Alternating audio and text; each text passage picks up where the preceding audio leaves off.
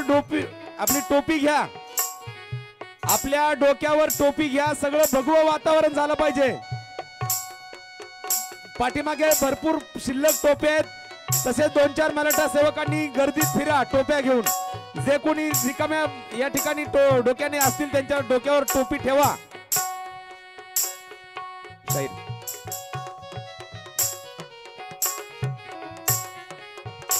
आणि विचारपीठावर पल्लवी आलेली आहे.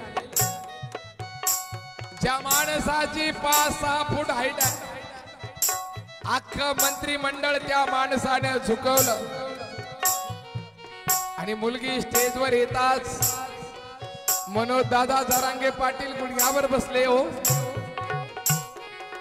आणि ती बापलेकाची भेट शहागड मध्ये त्या 40,000 मराठ्यांनी पाहिलेली आहे. तो भावनिक प्रसंग आहे. एक मुलगी आपल्या बापाला विनंती करते, बाबा आपण या मराठा समाजासाठी उपोषण करताय बाबा, कधी हे मराठे एकत्र येतील बाबा, हा समाज कधी एकत्र येईल बाबा. आणि मनोज पाटलाने आपल्या मुलीचे डोळे पुसावे आणि त्या मुलीला म्हणावं, बाळा मी तुझा बाप आहे म्हणून जीव तुझा तळमळ करतोय ग लेकी, पण या मराठा समाजामध्ये खितपत पडलेल्या मराठ्यांच्या लेकीचा मला बाप व्हायचा. माई बाप, जीवन जगत असताना या शरीराला पाण्याची गरज आहे आणि मराठ्याच्या लेकराला शिक्षणात आरक्षणाची गरज आहे हो. या देशामध्ये व्यवसायावर आधारित जाती बनल्या. मग मराठ्यांचा व्यवसाय कुणबी आहे. कुणबी म्हणजे आजच्या भाषेत सांगायचं झालं तर शेती आहे. म्हणून मराठा राज्य सरकारला कुणबी पत्र मागतोय. आम्ही आमच्या हक्काचं आरक्षण मागतोय. जे तुमच्या ताब्यात आहे, जे तुम्ही आमचं हक्काचं आरक्षण चोरलंय ते आमचं आरक्षण द्या, ही मराठा समाजाची मागणी आहे. आणि ती बाप लेकाची भेट आहे. कडकडून मिठी बाबाला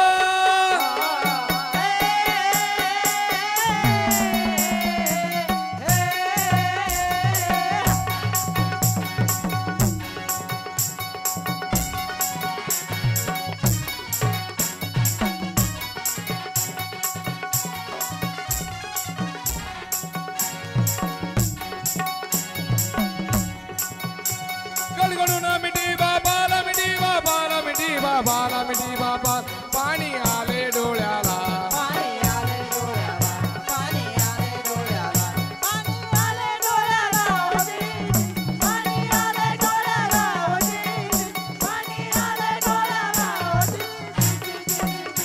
आणि शहागडचं उपोषण पाटलानं गाव निवडलेलं. आता हे 35वं उपोषण कुठं करायचं?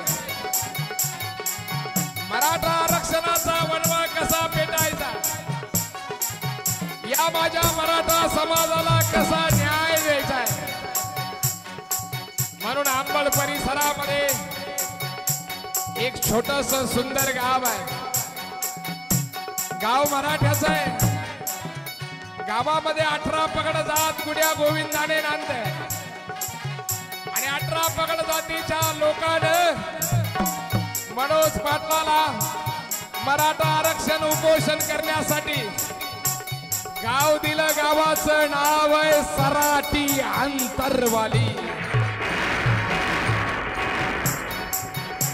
आणि आनंदाचं वातावरण आहे.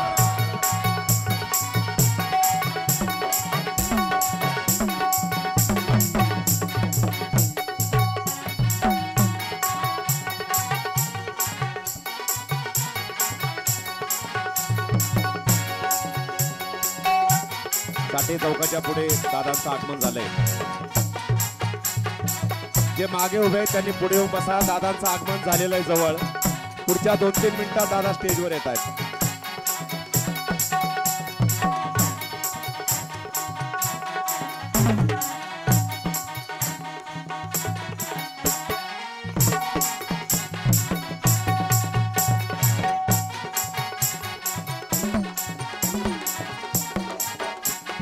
आणि सराठी आंतरबालीच्या मराठ्यांनी मनोज दादाच्या उपोषणासाठी एक सुंदर असा विचारपीठ निर्माण करून दिलेला आहे आणि त्या विचारपीठावर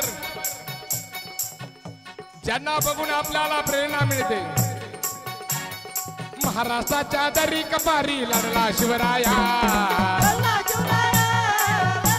टाळ्या टाळ्या टाळ्या गजर करा सगळे टाळ्या वाजवा कपारी लढला शिवराया महाराष्ट्राच्या दरी कपारी लढला शिवराया आणि सिंधभूमीच्या स्वातंत्र्याचा घातला पाया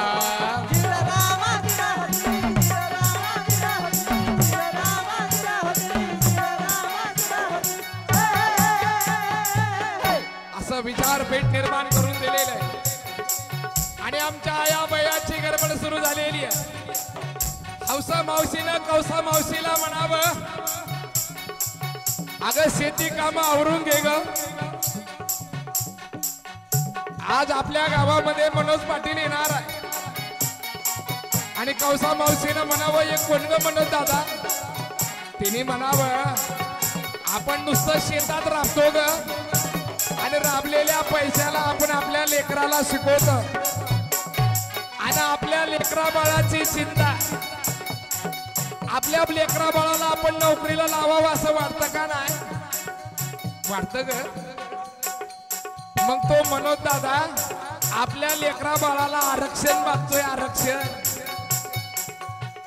कारण 400 वर्षापूर्वी शिवाजी महाराजांसाठी मावळे मरायला तयार काय होती कारण प्रत्येक मावळ्याला वाटायचं शिवाजी राजे आमचा आहे शिवाजी राजे जे काम करतात ते आमचं आहे आणि 400 वर्षानंतर मनोज दादा प्रत्येक मराठ्याला आपला का वाटतो कारण मनोज दादा माझ्या लेकरासाठी लढतो आणि सगळ्या आया बहिणींनी काम आटवून घेतलेली आहे 29 दिवस निघून गेलेला आहे आणि पाटलाचं उपोषण म्हणजे खतरनाक उपोषण एकदा नाही म्हणलं की नाही खाली बसा सर्वांना विनंती खाली बसा खाली बसा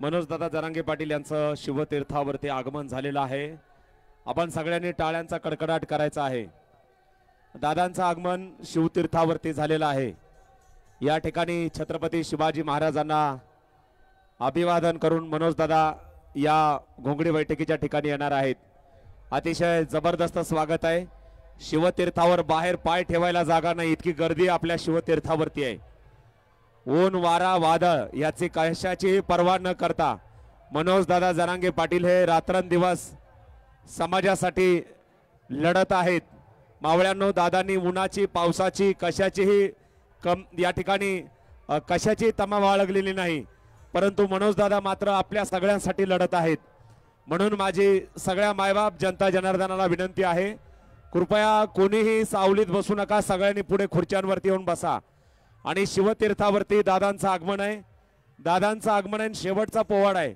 त्यानंतर घोंगडी पूजन आपल्याला करायचं आहे अजून बराचसा या ठिकाणी कार्यक्रम आहे घोंगडी पूजन आपल्याला करायचं आहे शाहीर शेवटची डफावर थाप टाकतील आणि समाजाचं प्रबोधन करतील तत्पूर्वी आपण सर्वांनी सूचनांचं पालन करायचं आहे कुणी ड्रेस झोन मध्ये येण्याचा आग्रह करणार नाही पत्रकार बांधव त्या ठिकाणी पुढच्या मीडियाचा आपण रॅम्प तयार केलाय तिथे थांबतील ह्या रॅम्पवरती कोणीही या ठिकाणी थांबणार नाही याची आपण सर्वांनी काळजी घ्यायची आहे आलेल्या सर्व बांधवांना आपण सहकार्य करायचं आहे ज्यांनी खिचडी खाऊन झाली त्यांनी पुढे येऊन बसा आता खिचडी वाटप थोडा वेळ थांबवा या ठिकाणी घोंगडी बैठक संपल्यानंतर खिचडी वाटप सुरू होईल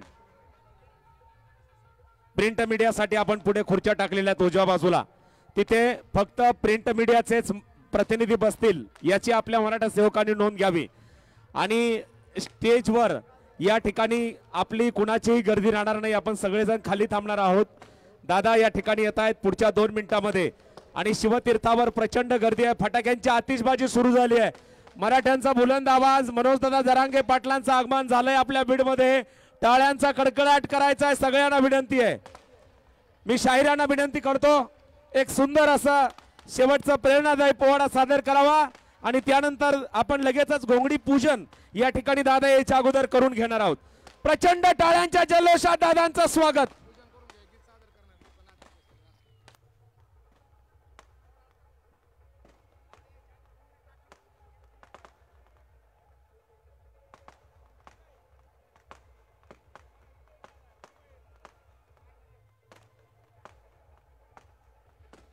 दादांचं आगमन महाराजांच्या पुतळ्याजवळ आहे. बाहेर प्रचंड जल्लोष सुरू आहे. प्रचंड जल्लोष आहे बाहेर. जोरदार टाळ्यांचा कडकडाट.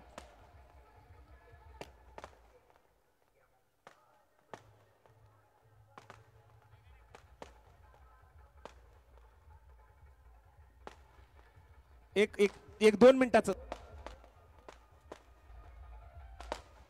घ्यायचं का खाली. या ठिकाणी घ्या खाली घ्या साहित्य. शाहिरांसाठी एकदा जोरदार टाळ्या. आपले शिवशाहीर अरविंद घोगरे पाटील आपल्या मराठा समाजासाठी रात्रंदिवस झगडतात.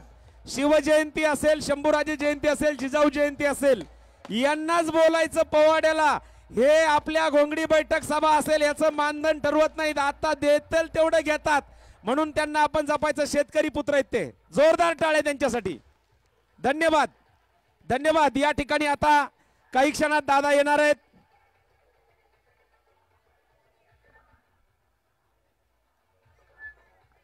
दादांचं आगमन आपल्या या बीड नगरीमध्ये, चंपावती नगरीमध्ये या ठिकाणी होत आहे आणि प्रचंड विराट असं स्वागत संघर्ष योद्धा मनोज दादा जरांगे पाटील यांचं या ठिकाणी होणार आहे.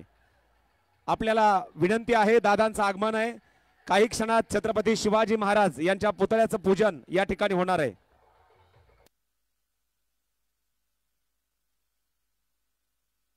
अतिशय तुफान असं स्वागत. संघर्ष योद्धा मनोज दादा जरांगे पाटील यांचं आगमन झालंय. अतिशय वेगाने दादा सभास्थळाकडे येत आहेत. अतिशय वेगाने. जोरदार टाळ्यांचा गजर.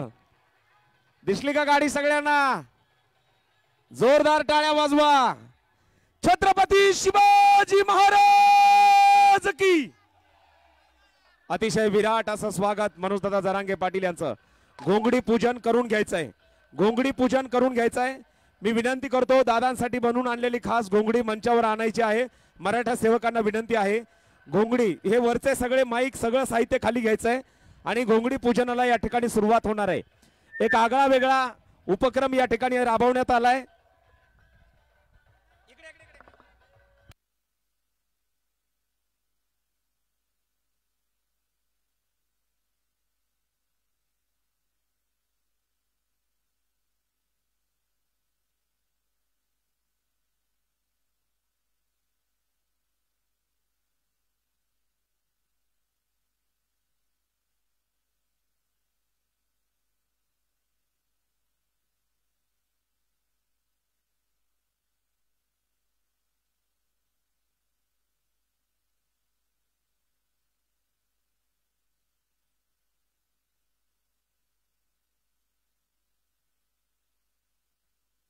घोंगडी बैठकीच्या या ठिकाणी जी दादांसाठी खास बनवून आणलेली घोंगडी आहे ती आपल्या माता भगिनी या ठिकाणी त्या घोंगडीचं पूजन करणार आहेत.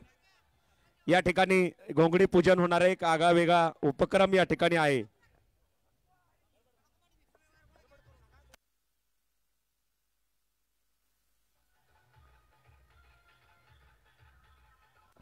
या ठिकाणी आपण बघतो आहोत, या ठिकाणी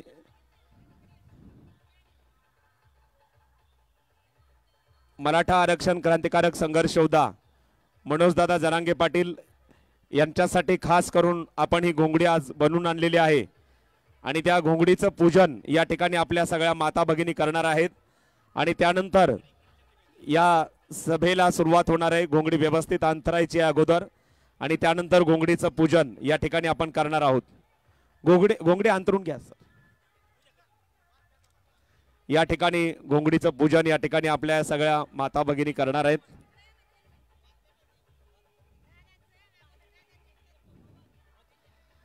घोंगडी पूजन या ठिकाणी आपण करून ठेवणार आहेत आणि या ठिकाणी आपल्या माता भगिनींच्या हस्ते या घोंगडीचं पूजन या ठिकाणी होणार आहे. बोला छत्रपती शिवाजी महाराज की. सर्वांनी जोरदार टाळ्या वाजवायच्या. स्क्रीनवरती बघा, तुम्हाला हे सगळं घोंगडी पूजन या ठिकाणी पाहायला मिळेल कशा पद्धतीने सुरू आहे. माता भगिनींकडून या ठिकाणी घोंगडी पूजन या ठिकाणी होत आहे आणि आपल्या सगळ्या महिला भगिनी या ठिकाणी घोंगडी पूजन करतायत. घोंगडी पूजनाने आजच्या या सभेला सुरुवात होणार आहे. बीडकरांचा एक आगळा वेगळा उपक्रम आणि आपल्या सगळ्या मराठा सेवक बांधवांचं यासाठी योगदान लाभलेलं आहे. आपण सगळ्यांनी जोरदार टाळ्या वाजवायच्या. घोंगडीचं पूजन होत आहे. स्क्रीनवर आपण बघू शकता. खरोखर बीडकरांची मनोजदादा जरांगे पाटील यांच्यावर किती निष्ठा आहे, अपार भक्ती आहे.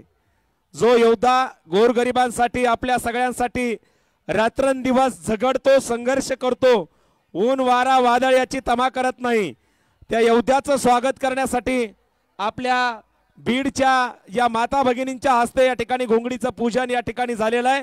जोरदार टाळ्यांचा कडकडाट करायचा आहे. बोलो छत्रपती शिवाजी महाराज की. मनोज दादा तुम आगे बढो. सगळ्यांचा आवाज पाहिजे. घोंगडी पूजन सुरू आहे. लढेंगे जीतेंगे. या ठिकाणी घोंगडी पूजन संपन्न झालेलं आहे आणि काही क्षणातच दादांच्या सभेला सुरुवात होणार आहे. धन्यवाद. यानंतर ही घोंगडी आता अंथरून ठेवायची आहे.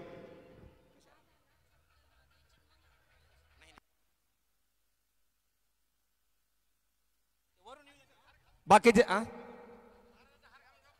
महाराजांचा हार घालून ठेवायचा आहे. लवकर घालून ठेवा. महाराजांचा हार घालून ठेवा.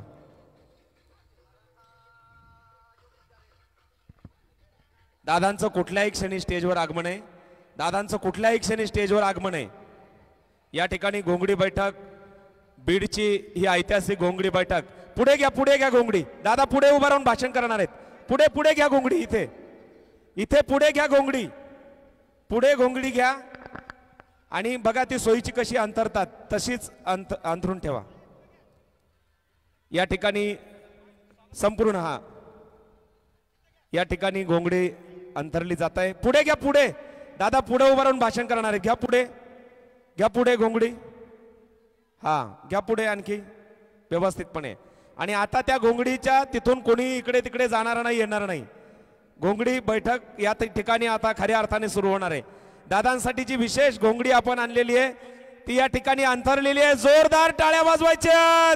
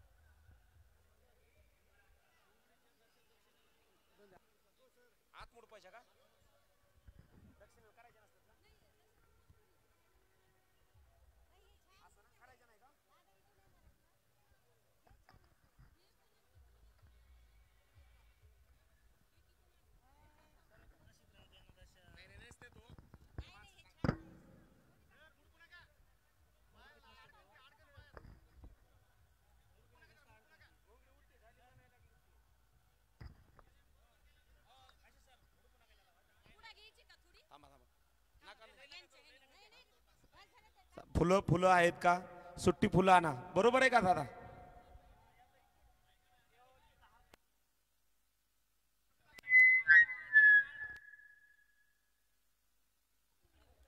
थांबा, थोडं थोडं थांबा. व्यवस्थित टाकली का बघा अगोदर. कशी पूर्व पश्चिम टाकायची का? पूर्व पश्चिम का? मग दक्षिण उत्तर.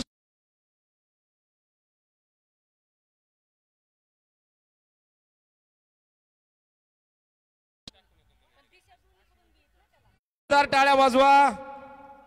बरोबर आहे का? आता घ्या पुढे,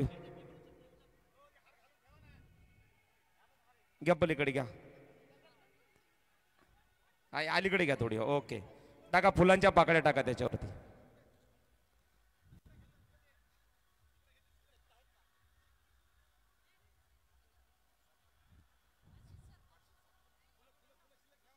फुलं शिल्लक ठेवा, फुलं शिल्लक ठेवा. बस बस शिल्लक ठेवा फुलं आणखी. बीडच्या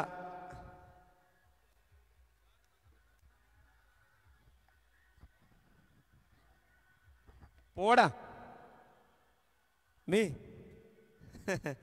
आता दादा आलेत. बोला छत्रपती शिवाजी महाराज की. या ठिकाणी घोंगडी बैठकीला, ऐतिहासिक घोंगडी बैठकीला या ठिकाणी काही क्षणात सुरुवात होते. आपल्याला विनंती आहे जिथे जागा मिळेल तिथे आपण सगळ्यांनी बसून घ्या. या ठिकाणी घोंगडी बैठकीला सुरुवात काही क्षणातच होत आहे.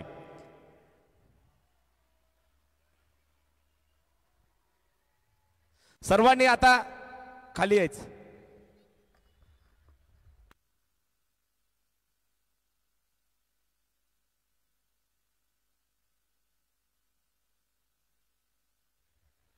दोन सूचना आहेत महत्वाच्या. सगळ्यांनी पुढे जिथे जागा मिळेल तिथे आता बसून घ्या. सर्वांनी ऍडजस्टमेंट करा. दादांचं आगमन झालंय. दादांचं सभेच्या ठिकाणी आगमन झालेलं आहे.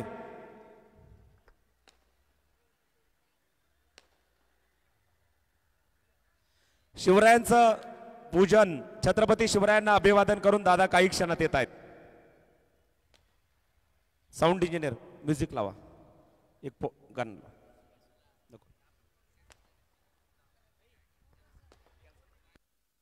नका नका लावू. घोषणा द्यायच्यात, घोषणा द्यायच्यात.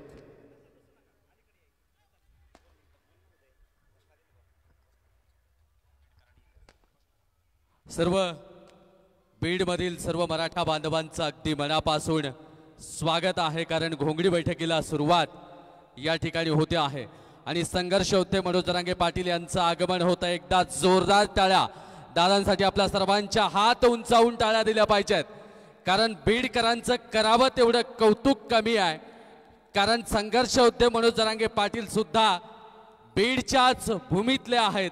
बीडचे भूमिपुत्र, मातोरी गावचे भूमिपुत्र संघर्ष योद्धे मनोज जरांगे पाटील यांचं आगमन या ठिकाणी होत आहे. दादांच्या हातून छत्रपती शिवरायांच्या प्रतिमेचं पूजन या ठिकाणी, म्हणजे पुतळ्याचं, अश्वारूढ पुतळ्याचं पूजन केलं जात आहे. अभिवादन त्या ठिकाणी छत्रपती शिवरायांना केलं जात आहे. आत्ताचं फुटेज म्हणजे आपण या ठिकाणी लाईव्ह दृश्य सुद्धा पाहत आहेत. धन्यवाद. सर्वांनी रॅम्पवर कोणी थांबू नका. महिला भगिनींच्या पुढे जी उभे गर्दी आहे ती कृपया डी झोन मध्ये महिलांच्या पुढे कोणी त्या ठिकाणी उभा राहणार नाही. तिथे सगळ्यांनी बसून घ्यावं अशी आपल्याला विनंती आहे. प्रचंड विराट ही घोंगडी बैठक काही क्षणात आपल्या सर्वांच्या साक्षीने सुरू होते. आपल्याला विनंती आहे सगळ्यांकडून, आपल्या प्रत्येकाकडून या ठिकाणी सहकार्याची अपेक्षा आहे. आपण सर्वांनी या ठिकाणी सहकार्य करायचं आहे. दादांचं आगमन होत आहे. बाजूला कोणीही त्या ठिकाणी उभा राहणार नाही. या ठिकाणी एक महत्वाची सूचना आहे. आपले संघर्ष योद्धा मनोजदादा जरांगे पाटील यांचं Manoj Jarange Patil official Facebook page आहे. या ठिकाणी सर्वांनी ते फॉलो करावं. ती सूचना नंतर आणखी बऱ्याच वेळा या ठिकाणी देण्यात येईल. महिला भगिनींच्या समोर कोणी उभा राहू नका. रॅम्प जिथून दादा येणार आहे त्याच्यावरती त्या ठिकाणी कोणी उभा राहू नका. सर्वांनी सहकार्य करा. आपल्या प्रत्येकाकडून सहकार्याची अपेक्षा आहे. या प्रचंड विराट घोंगडी बैठकीला काही क्षणात सुरुवात होणार आहे आणि छत्रपती शिवरायांचं पूजन, अभिवादन क्रेनच्या माध्यमातून मनोज दादा शिवतीर्थावरती शिवछत्रपतींना अभिवादन करतायत. प्रचंड टाळ्यांचा कडकडाट करायचा आहे. बोलो छत्रपती शिवाजी महाराज की. आवाज कमी येतोय. हात उंचावून महिला भगिनी पुरुष मंडळी सर्वांनी जोरदार प्रचंड विराट असं स्वागत बीडकरांच्या वतीनं मराठा आरक्षण संघर्ष होता मनोजदादा जरांगे पाटील यांचं. आम्ही मराठे हिचे पुत्र लोकी, कधी भ्यावयाचे मुळीना कुणा, अकंठ प्यालो हिचे दुग्धांगी पहा रोमा रोमातुनी खुना, तुडा तोडा चिरा दुग्धधाराचे येती नवाहे रक्त शरीरातुनी, माझी मराठी मराठाचं मीही असे बोले येतील हो त्यातुनी. मराठ्यांचं भगवं वादळ छत्रपती संभाजी महाराज क्रीडांगणावरती दाखल होत आहे. प्रचंड टाळ्यांचा कडकडाट करायचा आहे. राजा होता, प्रजा होती, प्रजा स्वामिनिष्ठ होती. प्रजेवरती उचललेले हात वरचेवरती कापले जायचे, अशा आमच्या छत्रपती शिवरायांच्या स्वराज्याची स्थापना होती. नक्कीच हे स्वराज्य पुन्हा यावं आणि इथल्या शोषितांना, वंचितांना न्याय मिळावा इथल्या कष्टकऱ्यांना न्याय मिळावा यासाठी लढणारं हे नेतृत्व, शेतकऱ्यांसाठी लढणारं नेतृत्व, संघर्ष योद्धे मनोज जरांगे पाटील यांचं आगमन आज बीड नगरीमध्ये झालाय आणि बीडकरांच्या वतीने दादांचं जोरदार स्वागत या ठिकाणी होत आहे। आज इथल्या थोरविला चंदनाचा गंधाला, वाळवंटीचा किनारा पाऊलांनी धन्य झाला। हीच माती पायरीची ज्यावरी चढला तुम्ही, रंगथेंबांच्या सरीने बोलकी झाली उषा, अंतरीच्या पाहुण्यांचा दर्शनाचा योग आला। नक्कीच तुमच्या दर्शनासाठी आणि तुमच्या लेकरांच्या भविष्यासाठी लढणारं नेतृत्व अर्थातच संघर्ष योद्धे मनोज जरांगे पाटील यांचं आगमन या ठिकाणी होत आहे आणि पुन्हा एकदा जोरदार टाळ्या आपल्या सर्वांनी द्यायच्या आहेत। मनोज जरांगे पाटील तुम आगे बढ़ो, मनोज जरांगे पाटील तुम आगे बढ़ो। संघर्ष योद्धे मनोज जरांगे पाटील यांचं आगमन या ठिकाणी होत आहे। भावगंध दरवळून आला आज आमुच्या मणी, स्वागत स्वागत शब्द उमटले वातावरणातून, स्वागत स्वागत शब्द उमटले वातावरणातून। यानंतर काशी सरांकडे देतोय। धन्यवाद उदय दादा, धन्यवाद। सगळ्यांना विनंती आहे, काही महत्त्वाच्या सूचना आहेत, प्रत्येक सूचनेचं आपण सर्वांनी पालन करायचंय आणि सगळ्यांनी बसून घ्यायचंय, कुणीही उभा राहू नका, सर्वांनी बसून घ्यायचंय।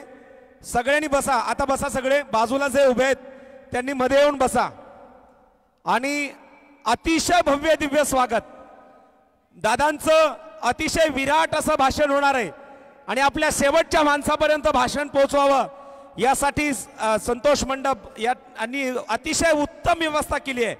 त्यांच्यासाठी एकदा जोरदार टाळ्या, भगवे ध्वज सगळीकडे आहेत।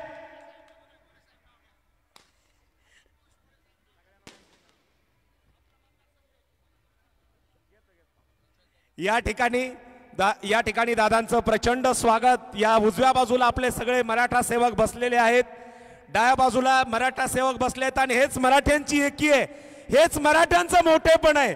एक समाज, एक नेता, एक भाषण आणि एकच मागणी, एक नेता मनोज दादा जरांगे पाटील, एक समाज मराठा समाज, एकच मागणी मराठ्यांना ओबीसीतून आरक्षण आणि एकच भाषण संघर्ष योद्धा मनोज दादा जरांगे पाटील यांचं भाषण। आणि म्हणून मराठ्यांच्या एकजुटीचा हा विजय बीड मध्ये होतोय। बीड मध्ये ऐतिहासिक अशी घोंगडी बैठक या ठिकाणी पार पडत आहे। छत्रपती संभाजी महाराज क्रीडांगणावर शिवतीर्थावर संघर्ष योद्धा मनोज दादा जरांगे पाटील यांचं आगमन या ठिकाणी झालेलं आहे। मुख्य प्रवेशद्वारातून दादांचं आगमन पुढे होत आहे। दादांचं आगमन झाल्यानंतर जो पुढचा रॅम्प आहे दादांना येण्यासाठीचा, त्या ठिकाणी फक्त दादाच त्यांच्या सोबत येतील। स्टेजवर कोणीही एकही व्यक्ती या ठिकाणी थांबणार नाही। ज्या महिला भगिनी दादांचा सत्कार करणार आहेत त्या देखील सत्कार झाल्यानंतर खाली येणार आहेत। स्टेजवर एकही व्यक्ती थांबणार नाही याची नोंद आपल्या सगळ्यांकडे असावी। या ठिकाणी आपल्याकडे नोंद असावी। महिला भगिनींच्या पुढे कोणी उभा राहणार नाही तिथे जवळ, आणि इकडे सुद्धा सगळ्या मराठा सेवक इथे जे उभा राहिलेले आहेत सगळ्यांनी पुढे या, चला पुढे या। दादांचं आगमन या ठिकाणी या सभा स्थळावरती घोंगडी बैठकीच्या ठिकाणी झालेलं आहे। आपल्या सर्वांच्या वतीनं दादांचं प्रचंड विराट स्वागत देखील आपण सगळेजण करणार आहोत। अतिशय तुफान असं स्वागत मराठा योद्धा मनोज दादा जरांगे पाटील यांचं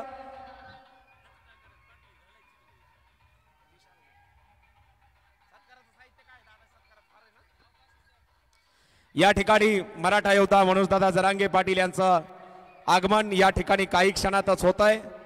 आपण दादांचं प्रचंड विराट असं स्वागत या घोंगडी बैठकीच्या निमित्ताने या ठिकाणी करणार आहोत आणि मराठ्यांची ही विराट प्रचंड गर्दी या ठिकाणी आपल्याला पाहायला मिळते। बाजूला जे बसलेले मराठा समाज बांधव आहेत त्यांना मी विनंती करतो आपण सर्वांनी पुढे येऊन स्थानापन्न व्हावं। मराठ्यांचं भगवं वादळ बीड मध्ये दाखल झालंय। दोन्हीकडच्या खुर्च्या त्या ठिकाणी संपूर्णपणे खुर्च्यांवरती आपण बसायचंय।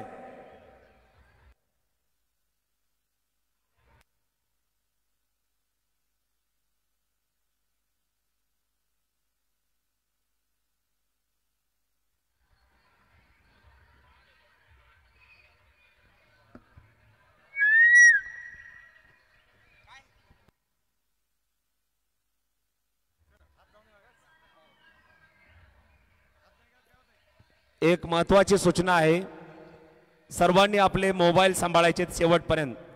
एकदा खिशात चेक करा, मोबाईल आहेत का, पॉकेट सांभाळा, लहान मुलं सांभाळा. आता गर्दी प्रचंड होणार आहे. दादा इथून जाईपर्यंत आपल्या मौल्यवान दागिने सगळं सांभाळा. मनोज दादांचं आगमन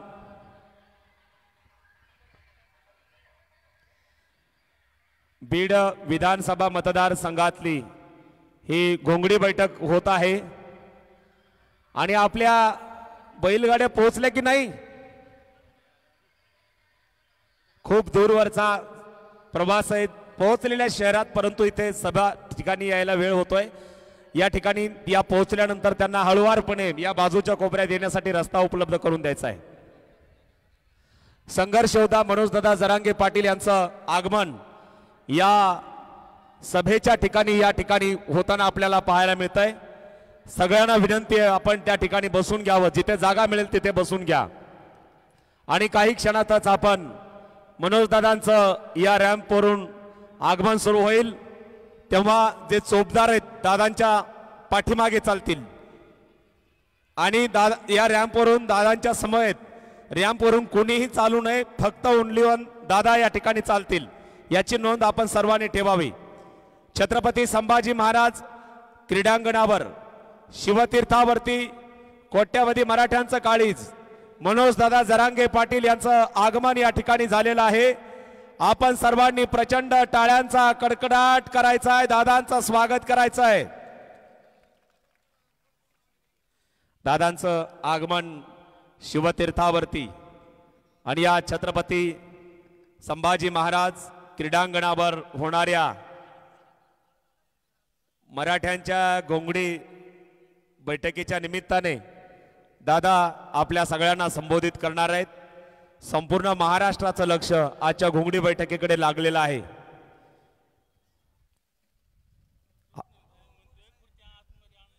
कोणी खुर्च्या मध्ये आणू नका.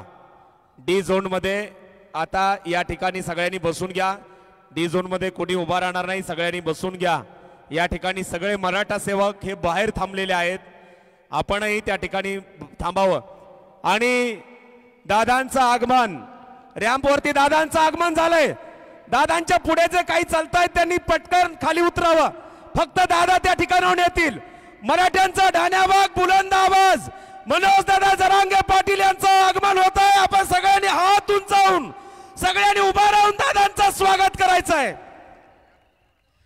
छत्रपती शिवाजी महाराज की घोषणांचा आवाज जोरदार पाहिजे. राष्ट्रमाता जिजाऊ की, छत्रपती संभाजी महाराज की. मनोज दादा तुम आगे बढ़ो. आवाज पाहिजे, आवाज. मराठा एकजुटीचा, लढेंगे जीतेंगे, लढेंगे जीतेंगे.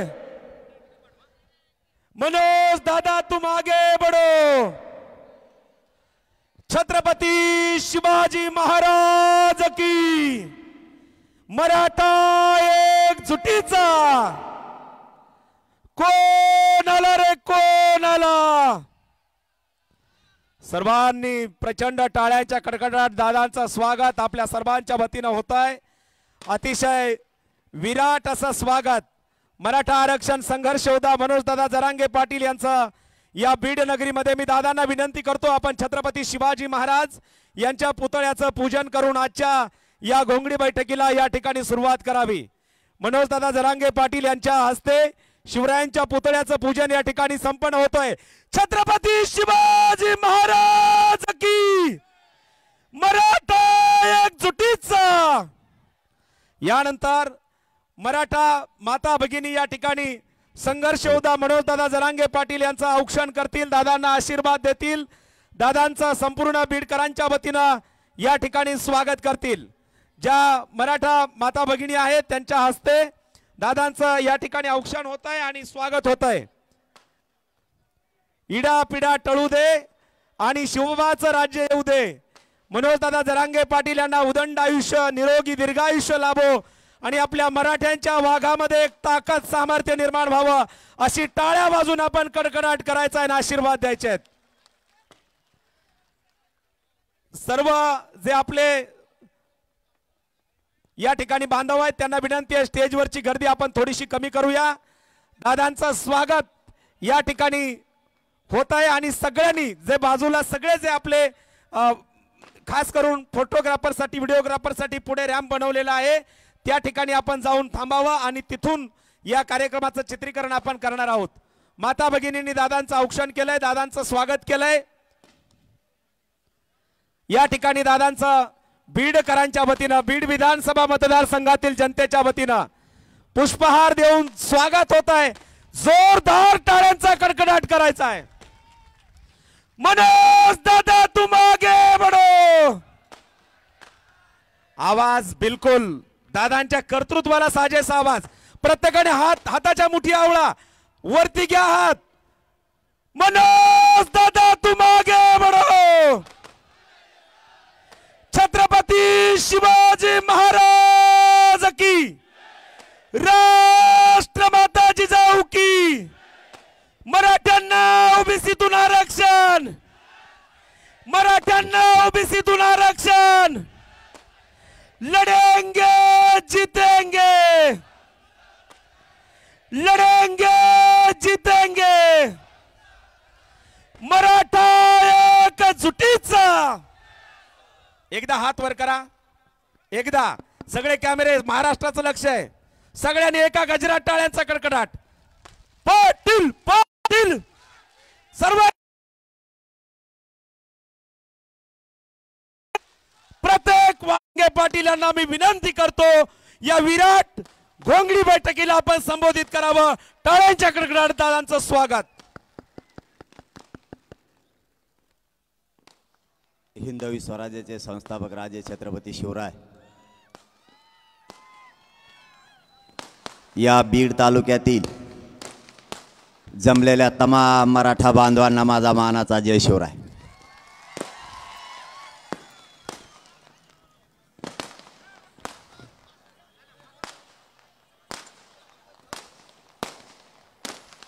मराठा समाजाच्या आरक्षणाच्या बैठकीसाठी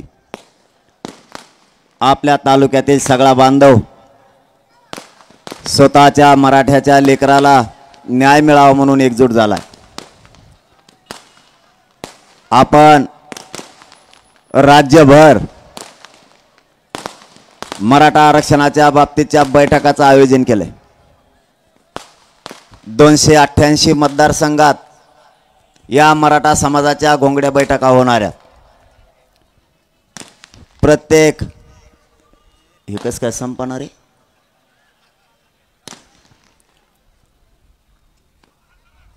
या बैठकीला गावागावातून गोरगरीब मराठा बांधव एकत्र आलाय. तालुक्यातील घराघरातला मराठा या घोंगडी बैठकीसाठी ना पावसाचा ना उन्हाचा विचार न करता स्वतःच्या लेकराच्या न्यायासाठी एकजूट झालाय. इथं बैठका पण सभाच व्हायला लागल्यात.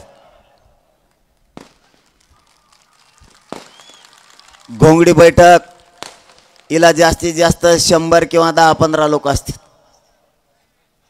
आता घोंगडी बैठकीला जर ग्राउंड लागत म्हणल्या हो असे हुंबलच झाली ना ताई.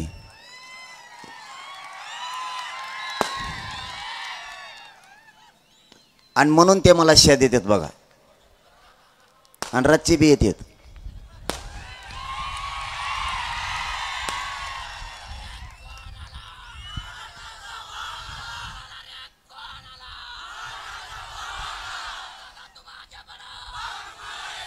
मला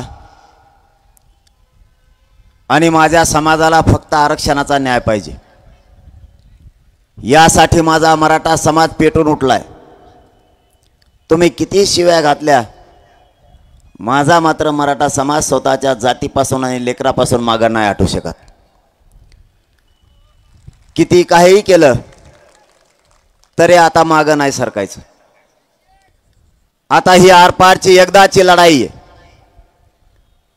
एकदाच आता जे होईल ते होऊ द्यायचं, परंतु मराठ्यांना आरक्षण मिळवून द्यायचं, ते पण ओबीसीतूनच. कितीही आडवे येऊ द्या, आता थांबत नाही. आता तर नवीन नवीन फडणवीस साहेबांनी आमदार उभा केलेत. एका चढ एक, कुणी कापून टाकीन म्हणतंय, कुणी तुकडे करीन म्हणतंय. आता काय याचे तुकडे करतोय काय माहिती. स्टाईल आहे. मराठा समाजाचे लेकरं मोठे व्हावे त्यांना का वाटत नाही? आम्हाला काय विचारता? कोणचा पक्ष आणि कोणचा नेता आम्हाला तुम्ही काय विचारता? तुम्हाला गरीब मराठा मोठा व्हावा असं का वाटत नाही? शेतकरी गरिबांचे पोरं मोठे होऊ नये तुम्हाला असं का वाटतं? माझ्या गरीब मराठ्यांनी रात्रंदिवस काम केलं, त्याचं लेकरू अधिकारी बनू नये असं तुम्हाला का वाटतं? या सरकारमधल्या आमदारांना आणि मंत्र्यांना गरिबांचे पोरं मोठे होऊ नये असं का वाटतं? का तुम्ही हट्ट धरलाय तुमचा नेता आणि पक्ष मोठा करण्याचा? तुम्ही या समाजासाठी कधी बोलणार आहेत की नाही?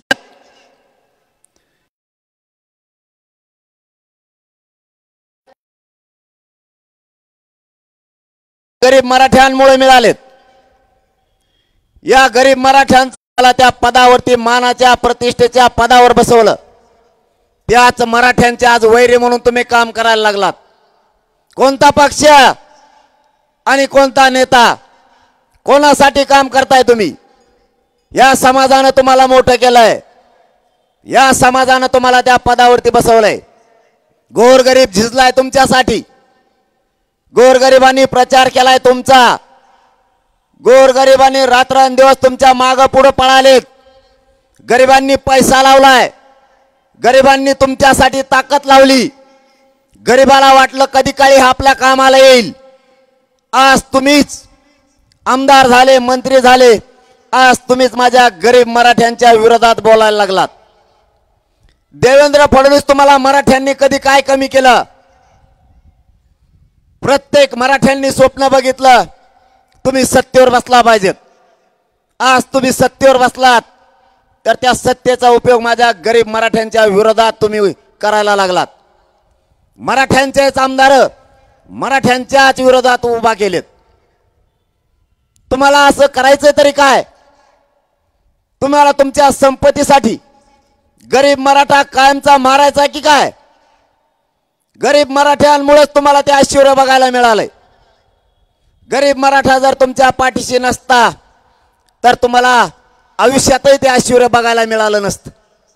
आज ज्या पैशाच्या मस्तीवर तुम्ही बोलताय तो पैसा सुद्धा या गरीब मराठ्यांमुळेच तुम्हाला मिळालाय.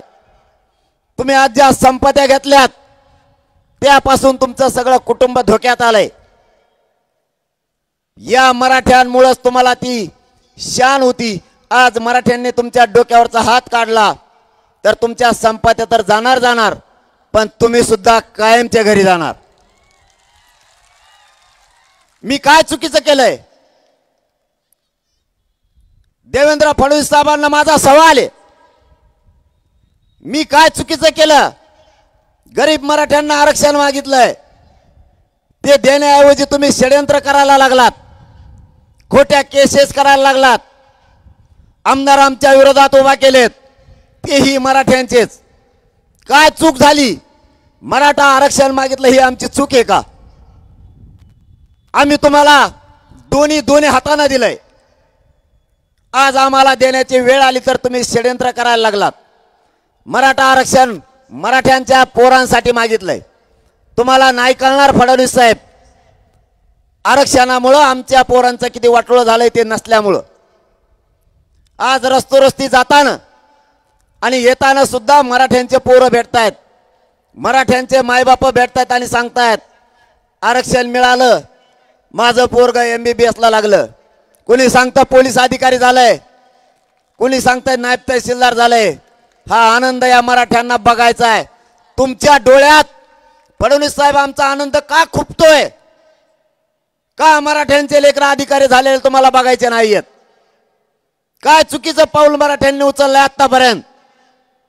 स्वतःच्या लेकराला न्याय फक्त मागितलाय, दुसरं तुम्हाला मागितलं काय, तर तुम्ही षडयंत्र करून मराठ्यांच्या अंगावरती मराठ्यांचेच लोक घालायला लागलात.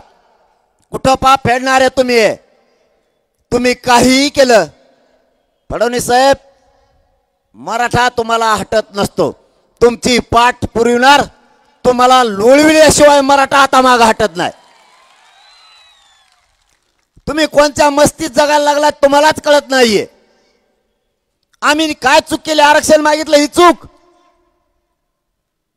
तुम्ही आम्हाला आमचं आरक्षण द्या.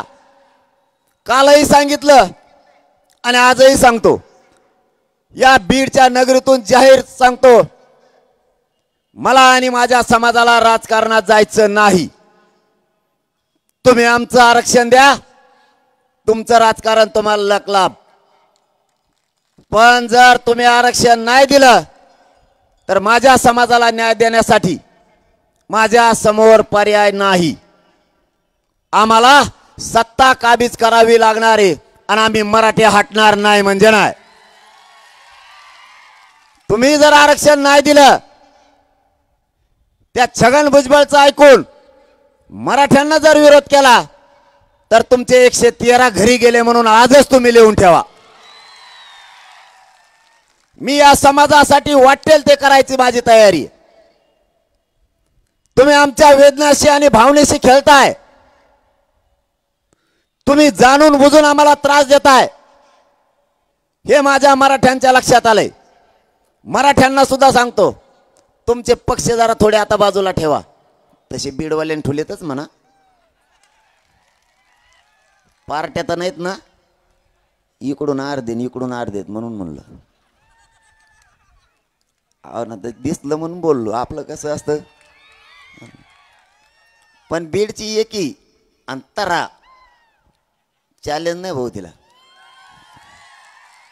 चांगल्या चांगल्याचे बीड पुढं बटणं बंद पडेल. चांगल्या चांगल्याचे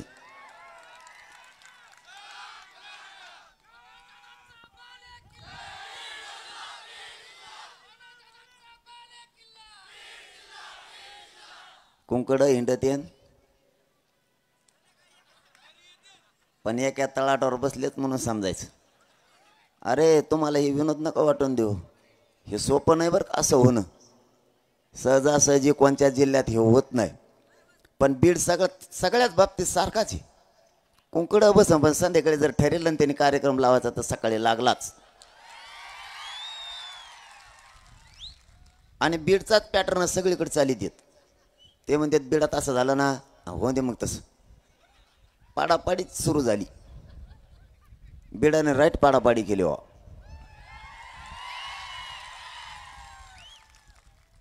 मी कौतुक याच्यासाठीच करतो तुम्हाला की खरंच मानावं लागत. सहजासहजी ही गोष्ट होत नाही. पक्ष आणि त्यांचे अजेंडे सोडून माणसं नाही येत. पण पक्ष आणि त्याचा अजेंडा नंतर, आधी जात किंवा या जिल्ह्यातली किंवा या राज्यातली जनता आधी. जनतेला प्राधान्य देणारा अगोदर म्हणजे बीड जिल्हा, नंतर पक्षाला. तुमचं कौतुक यासाठी, जातीसाठी, गोरगरीब लेकरांच्या आणि जातीच्या पाठीशी उभा राहिलात. तुम्हाला मनापासून मानाचा जय शिवराय. कारण कुठंतरी मन भरून येतं. हे चित्र पाहिल्याच्या नंतर मन भरून येतं. नको आम्हाला पक्ष आणि नको आम्हाला नेता. आम्हाला जात आणि जातीच्या लेकराचा आक्रोश आणि वेदना बघायच्यात. हा विचार घेणारा खरा जातवान मराठा असतो. आणि तो विचार बीडच्या प्रत्येक पक्षातल्या मराठ्यांनी स्वतःच्या अंगात बाळगेला आहे की आधी जात नंतर पक्ष. म्हणून तुमचं कौतुक आहे. यांना आपल्या वेदना बाकीच्यांना नाही दिसत. मराठ्यांनाही पुन्हा एकदा सांगतो, गोरगरीब मराठ्यांनी जागा व्हा. कितीही मार खायची वेळ आली तरी खायचा. कितीही केसेस झाल्या तरी अंगावर घ्यायच्या. पण जातीला पाठ दाखवून माग फिरायचं नाही. जे होईल ते 2-3 महिने होईल. सध्या देवेंद्र फडणवीस साहेबाच्या हातात आहे. मेन फिटरच ते. कसं सरकार बनिते त्यांचे त्यांनाच माहीत. याचे 2-4 आण, त्याचे 2-4 आण, याचे 4-5 आण, असं करणार, जोडाजाडी करणार, येडीवाकडी कशी तरी इकून नड बांधेव तिकून खेळा ठोक बनिणार. सगळे चोट्टेच जमा केलेत. बारीक खिसा कापणारा, मोठा खिसा कापणारा, डाके टाकणारा, सगळे चोट्टे तिथेच आहेत. आणि चोट्टे काय आरक्षण मिळून देण्यात आपल्याला 70,000वाला, 12,000वाला, 13,000वाला त्यांच्याकडंच. सगळे राडे त्यांच्याच जवळ आहेत. आयला ते मेलन पुस्तक वाच होते. कोण काय गोमाया का काय होता देऊ.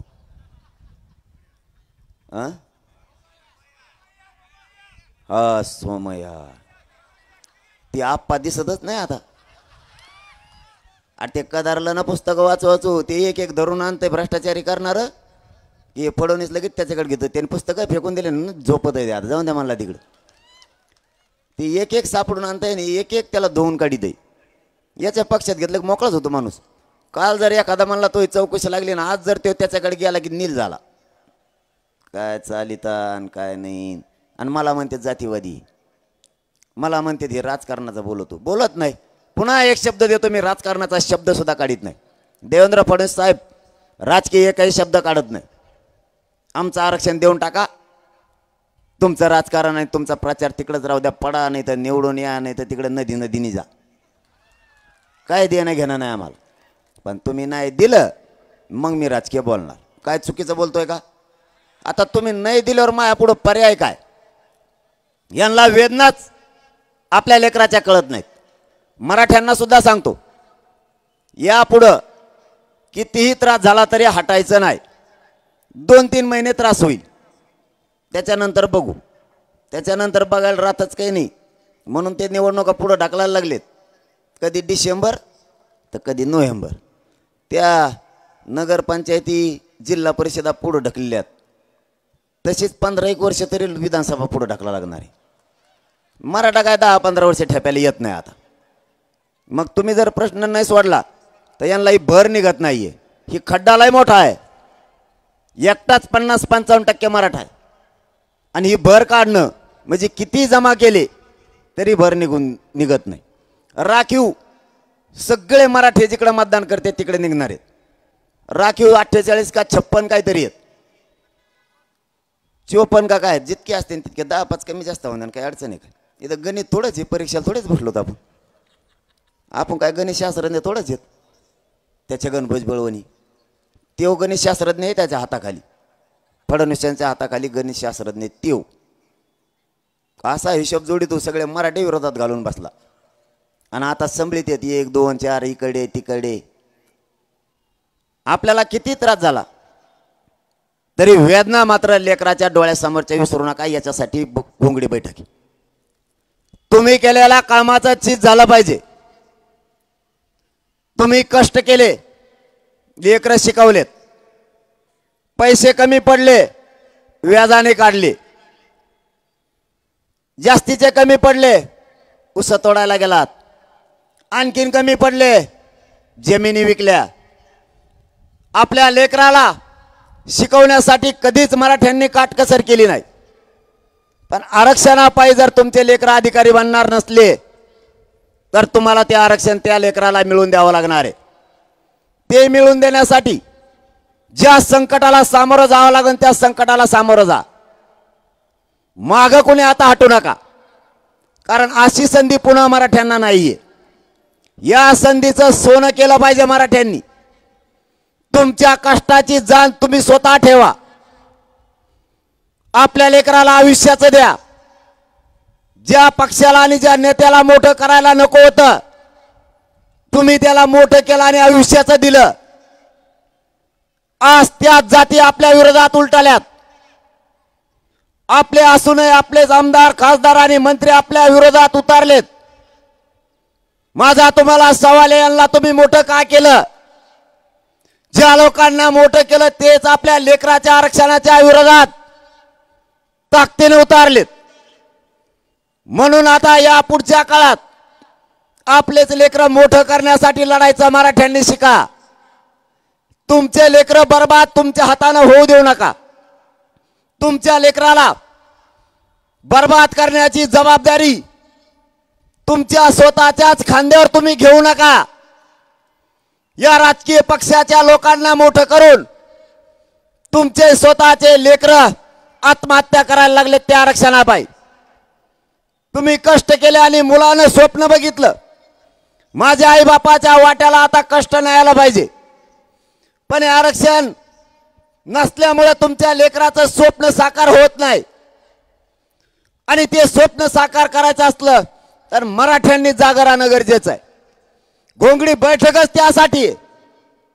स्वतःचे लेकर आणि स्वतःची जात आता वाचवा. जात आणि लेकर मरू देऊ नका. दुसऱ्याचे लेकर मोठे करण्यात आनंद व्यक्त नका करू. गुलाल त्यांच्या डोक्यावर टाकायचा, डीजे त्यांच्यासाठी लावायचा, खांद्यावर घेऊन त्या नेत्याला नाचायचं. याच्यात तुम्हाला कोणता आनंद आहे? कोणची मर्दानगी गाजवताय मराठ्यांनो? स्वतःचे लेकरं आत्महत्या करायला लागलेत. जाती आरक्षणाला ज्यांना ज्यांना मिळाले त्या सगळ्या जाती तुमच्या डोळ्या देखता पुढे गेल्यात. तुमच्या जातीचे लेकरं रोज आई बापापाशी रडताय आम्हाला आरक्षण नाहीये. भाजपातल्या मराठ्यांना जाहीर आवाहन करतोय, काँग्रेस शिवसेना राष्ट्रवादी सगळ्याच पक्षातले गरीब मराठे पक्षाच्या बाजूने ओढायचं बंद करा. भाजपमधल्या मराठ्यांना गोरगरिबांना सुद्धा त्यांचे लेकरं प्रश्न विचारणार आहेत. बाबा तुम्ही ज्या पक्षात काम करताय त्या पक्षाचे नेते मला का आरक्षण देत नाहीत? हा प्रश्न तुमचे लेकरं तुम्हाला विचारणार आहेत. काय नाही बैलगाड्या आल्यात, बसा ना खाली.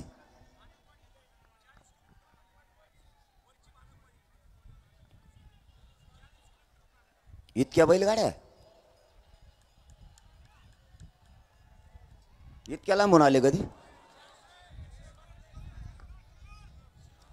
ही फडणवीस साहेब ही वेदना आहे आमची. बघा त्या बैलगाड्या घेऊन लोक 60 किलोमीटरहून आलेत. ही मराठ्यांची वेदना आहे. मराठ्यांना यासाठी आरक्षण पाहिजे. कष्टकरी वर्ग आहे माझा मराठ्यांचा. हे लोक येडे नाहीयेत. हे कुठं पागल झालेले लोक नाहीयेत. यांच्या भावना आहेत. माझ्या गरीब मराठ्यांच्या लेकराला आरक्षण मिळालं पाहिजे या गरीब मराठ्यांच्या भावना आहेत. कधी काळी फडणवीस साहेब तुमची माणुसकी जिवंत करा. तुमच्यात माया उत्पन्न होऊ द्या. गरीब मराठ्यांचे लेकरं आरक्षणापायी अडचणीत आलेत. कधीतरी गोरगरिबांच्या कष्टाचा विचार करा. तुम्हाला का गरीब मराठ्यांना आरक्षण मिळू द्यायचं नाहीये? तुमचा कोणता हट्ट आहे फडणवीस साहेब? गरीब मराठे मोठे न होऊ द्यायचा का? तुम्ही आमच्या मराठ्यांच्या लेकराच्या मुळावरती उभा राहिलात. तुम्ही जर वेळोवेळी असंच करीत राहिलात तर मराठा समाज तुम्हाला योग्य वेळ आल्यावर योग्य वेळी घरी बसवल्याशिवाय शांत बसणार नाहीये. एका बाजूला लावा. मराठा समाजाला मी सांगत होतो तुमच्या लेकराच्या वेदना वायाला जाऊ देऊ नका. लेकर डोळ्यासमोर असू द्या. आरक्षण मिळाल्याच्या नंतर तुमच्या लेकराचं आयुष्याचं कल्याण होणार आहे. ही घोंगडी बैठक तुम्हाला जाग करण्यासाठी आहे. आता निवडणुका आल्यात. हे लोक गोड बोलतील. तुमच्या लेकराच्या न्यायापासून तुम्हाला लांब नेतील. हे 5 वर्षातून एकदा येत आहे. एकदा हे लोक निवडून गेले की पुन्हा माझ्या गरीब मराठ्यांना विचारणार नाहीत. म्हणून याच वेळेस मराठ्यांना आरक्षण मिळवून देण्यासाठी स्वतःच्या लेकराच्या वेदना डोळ्यासमोर कायम असू द्या. विसरू नका. तुमचा त्याग, तुमचे कष्ट विसरू नका. तुम्ही घातलेला पैसा विसरू नका. हे लोक मोठे होतील पण तुमचे लेकरं दारिद्र्याच्या खाईत पडतील हे आठवणीत राहू द्या. आता समाज आणि समाजाचे लेकरं संपू देऊ नका. रात्रंदिवस मराठा जागा ठेवण्याचं काम सुरू 1 वर्षापासून आहे. आपण एकत्र येतोय, महिना 2 महिन्याला आपण सातत्याने एकत्र येतोय. आपला समाजाला, आपल्या लेकराला लागणारं आरक्षण विसरू द्यायचं नाही म्हणून आपण एकत्र येतोय. आपणही एकदा जर हाक मारली तर तुम्ही सुद्धा लाखाच्या संख्येने एकत्र येत आहे. आता तुम्ही इथं बसलेलेच यानेच ग्राउंड भरलंय.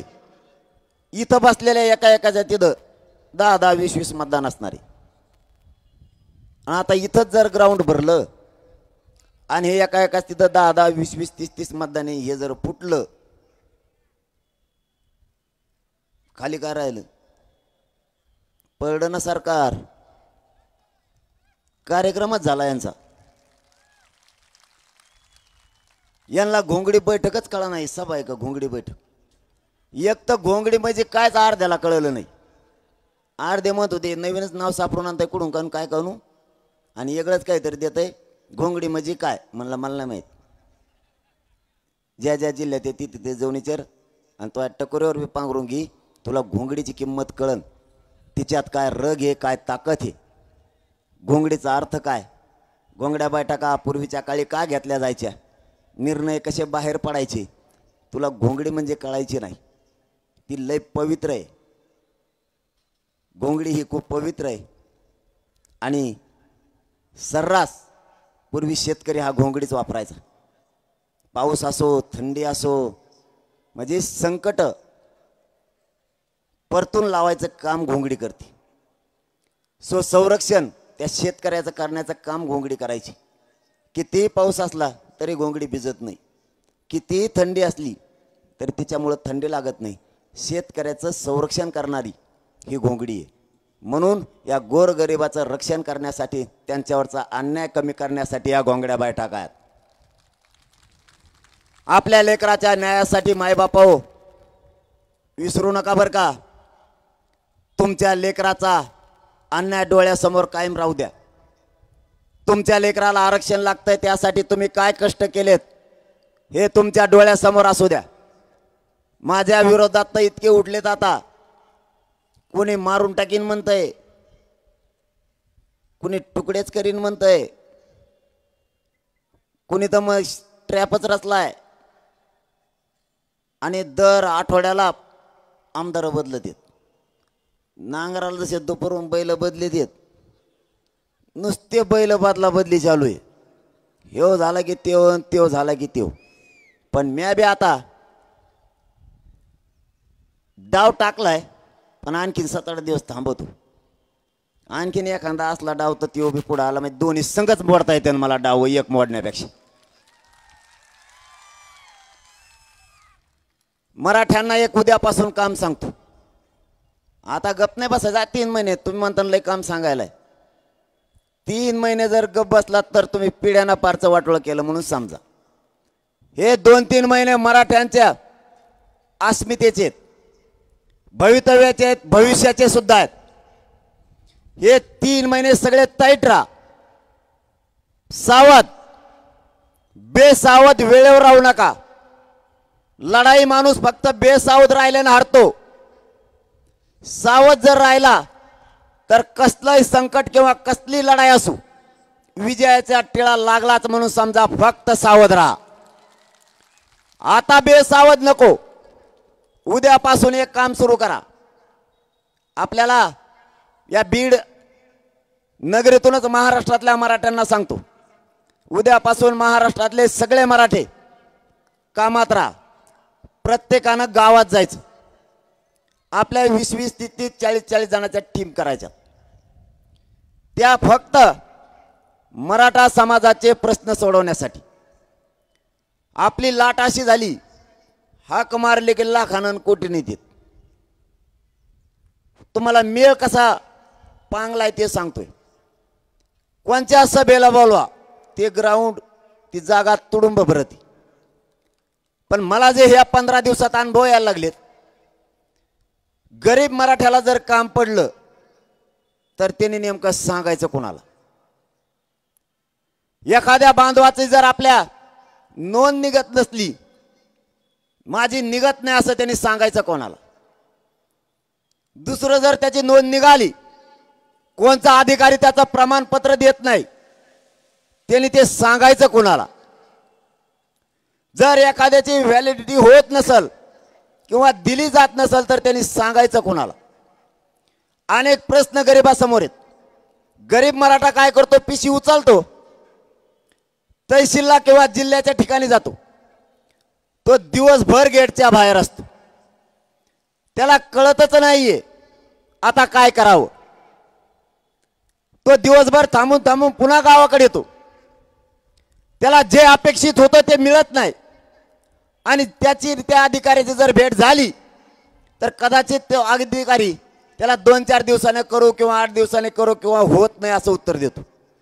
एक तर त्या बिचाऱ्या बांधवाला काहीच माहित नसतं, तो दिवसभर काम सोडून इकडे आलेला असतो. त्याच्यासाठी गावात जर आपली एखाद्या हक्काचा मराठा सेवक म्हणून जर टीम असली, समन्वयक, सदस्य, अध्यक्ष, हे लपडं नको. सगळे मराठा सेवक, त्याने लय ताण होतो. गावातल्या लोकांनी त्या 20-25 पोरांना काम सांगायचं. त्या पोरांच्या धर्तीवर झालं नाही तर तालुक्याच्या ठिकाणी ती टीम राहील, त्या ठिकाणी नसेल तर जिल्ह्याच्या ठिकाणी होईल. इथपर्यंत काम आलं की ते काम ताबडतोब सुटतंय. सोयीनुसार जर आपण लोक ठेवले तर कोणाचाच काम नडणार नाही. हे झालं आरक्षणाच्या बद्दलचं. एखाद्या आजारी पडलाय, एखाद्याला कुठलं शेतकऱ्याला संकट आलंय, त्याच्या मदतीला जायला सुद्धा गावापासूनच आपले लोक मदतीला पाहिजेत. मराठा सेवक म्हणजे सगळी सेवा त्यांनी करायची. सहकार्य, मदत या 2-3 गोष्टीसाठी त्यांनी अत्यंत जागरूक राहायचं. गावागावापर्यंत टीम आली पाहिजे. आणि तिसरा विषय, जर एखाद्यावर संकट आलं त्याच्या मदतीला कोणी लवकर जात नाही, मग त्यांनी नेमकं सांगायचं कोणाला? नुसता घोळका कामाचा नाही, त्यातून न्याय मिळाला पाहिजे समाजाला. झालायचं ना मराठा एक, तर सगळ्या ताकदीने आता समाजाच्या पाठीशी आपण उभा राहिलो पाहिजे. एकमेकाच्या मदतीला जायला हक्काचे लोक होतील. ते 20, 25, 50 काय होतील एका गावातून. त्यांना कोणत्याही पक्षाच्या किंवा कष्टकरी शेतकऱ्याच्या माणसानं काम सांगितलं तरी त्यांनी भेद नाही केला पाहिजे. जे जे कोणत्या टीम मध्ये मराठा सेवक म्हणून असतील ते कोणत्याही पक्षाचे असो, त्यांच्या समोर अगोदर, हे महाराष्ट्रासाठी सांगतो या बीडच्या नगरीतून, त्याच्यासाठी प्रथम समाज, नंतर पक्ष आणि नेता. त्यांनी त्या जातीच्या कामाच्या मदतीला तातडीने यायचे. असेच लोक त्या टीम मध्ये घ्या. गरीब प्रत्येक वेळेस शहरात नाही येऊ शकत, गरीब प्रत्येक वेळेस तालुक्याच्या ठिकाणी नाही येऊ शकत. आपले प्रश्न गावात सांगण्यासाठी त्याला एक हक्काची जागा पाहिजे. त्या जागा आपल्याला आता गावागावात निर्माण करायच्या. एका गावात किमान 20 पाहिजेत, मग ते 100 झाले तरी चालतील, पण 20 जण हक्काचे त्या लोकांच्या मदतीला पाहिजेत. जर एखाद्या लेकराला एखाद्या माणसाकडून त्रास झाला तर त्याच्या मदतीला जायला कोणीच नाही. जर आपल्या असे 20-20, 25 ची टीम असली, एकमेकाच्या मदतीला जायला सोपं होईल. इथून पुढं या बीडच्या नगरीतून महाराष्ट्रातल्या मराठ्यांना सांगतो, उद्यापासून आपण आपल्या गावात, आपल्या तालुक्यात आणि जिल्ह्यात 20 पेक्षा जास्त पोरांची टीम तयार करायला लागा. ते फक्त मराठा समाजाच्या मदतीसाठी आणि सहकार्यासाठी. मराठा समाजाचं दुःख आणि सुख वाटून घेणारी ती टीम असणार आहे. त्यामध्ये साखळी उपोषण करते, आमरण उपोषण करते, यांना घ्या. स्वयंसेवकाचं काम करणाऱ्या लोकांना घ्या. ज्यांच्यावरती अन्याय झाला देवेंद्र फडणवीस कडून, केसेस करून, ते पण लोक त्यात असू द्या. ज्यांनी समाजासाठी खूप भोगलं त्यांना प्रथम जागा द्या. त्यानंतर सगळे पोरं स्वतःहून मनानं जॉईन व्हा. ज्यांना ज्यांना त्या टीम मध्ये समाजाच्या साथ देण्यासाठी आणि सहकार्य करण्यासाठी काम करायचंय त्याच्यासाठी जाहीर सांगतो, प्रथम जात असली पाहिजे, पक्ष आणि नेता नंतर.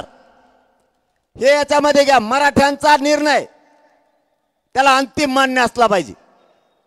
अशा पोरांची टीम राज्यभर उभा करायची 20 तारखेपर्यंत. आजपासून 20 सप्टेंबर पर्यंत हे काम हातात घ्यायचं. 20 सप्टेंबरच्या नंतरच घोंगडी बैठकाच्या तारखा दिल्या जाणार आहेत. आपण देणार होतो, परंतु गावागावात टीमा असणं आपल्यासाठी आता गरजेचं आहे. आपल्या लोकांना आलेली अडचण सोडवणं आपली जबाबदारी आहे. आपल्या लोकांना साथ देणं, त्यांच्या दुःखात उभा राहणं आपलं काम आहे. म्हणून या कामाला उद्यापासून प्रत्येकानं गावागावात जावा, समाजाशी संपर्क राहू द्या. बैठक बोलवताना संपूर्ण गावातल्या मराठ्यांचे बोलवा. तुमच्या वतीनं जे कोणत्या गावात जाणार आहे त्याच्या वतीनं सगळ्या मराठ्यांना निमंत्रण जाऊ द्या. कोण नाही आला ती त्याची जबाबदारी, पण आपल्या बाजूनं सगळ्या मराठ्यांना न्याय द्या. कुणी उद्या म्हणायला नको मला आमंत्रण नव्हतं. घरोघरी त्या बैठकीचं निमंत्रण द्या आणि त्यांच्या समोर ती मराठा समाजाची, मराठा सेवकाची टीम ठरवू द्या. उद्या जर कोणी त्याच्यात एखादा आला नाही तर आपल्याला म्हणायला नको त्याने की आमचा माणूस तुम्ही त्यात का घेतला नाही. या सगळ्या असू द्या, फक्त त्याला प्रथम समाज आणि समाजाचा निर्णय अंतिम मानणारा तो मराठ्यांचा सेवक असावा. फक्त बैठक मात्र गावात झाली पाहिजे. त्यांचंच गाव आणि त्याच गावातले मराठ्यांचे सगळे लोक, समाजासाठी निस्वार्थपणे काम करणारे लोक त्या टीम मध्ये घ्या. आपल्याला पुढच्या काळात गरज आहे समाजाला न्याय देण्याची. माझी तुम्हाला हात जोडून विनंती आहे, हे काम सुरू करा. त्यानंतरच महाराष्ट्रातल्या आता घोंगड्या बैठका होणार आहेत. ज्या तालुक्यात, ज्या जिल्ह्यात टीमा तयार झाल्यात त्या जिल्ह्यात यापुढं आणि तालुक्यात घोंगड्या बैठका होणार आहेत. कारण आपल्याला समाजाला न्याय देण्याचा उद्देश आपल्या समोर सगळ्यात महत्वाचा आहे. दुसरा उद्देश नाही. अगोदर समाज, मग बाकीचं. मी पुन्हा तुम्हाला एक गोष्ट आवर्जून आठवणीत आणून देतो. सरकारनं आपली त्यांच्याकडे मागणी होती 83 क्रमांकाला कुणबी आणि मराठा एकच आहे. हा अध्यादेश सुशील कुमार शिंदे सरकारनं त्यावेळेस काढला होता. 2004चा तो अध्यादेश तो रद्द केलाय. त्याच्यात दुरुस्त्या करून त्या शिथिलता आणून ती पुन्हा सुरू करा, किंवा मराठा आणि कुणबी एकच आहे याचा नवीन अध्यादेश काढा. ही पहिल्या दिवसापासूनची आपली मागणी.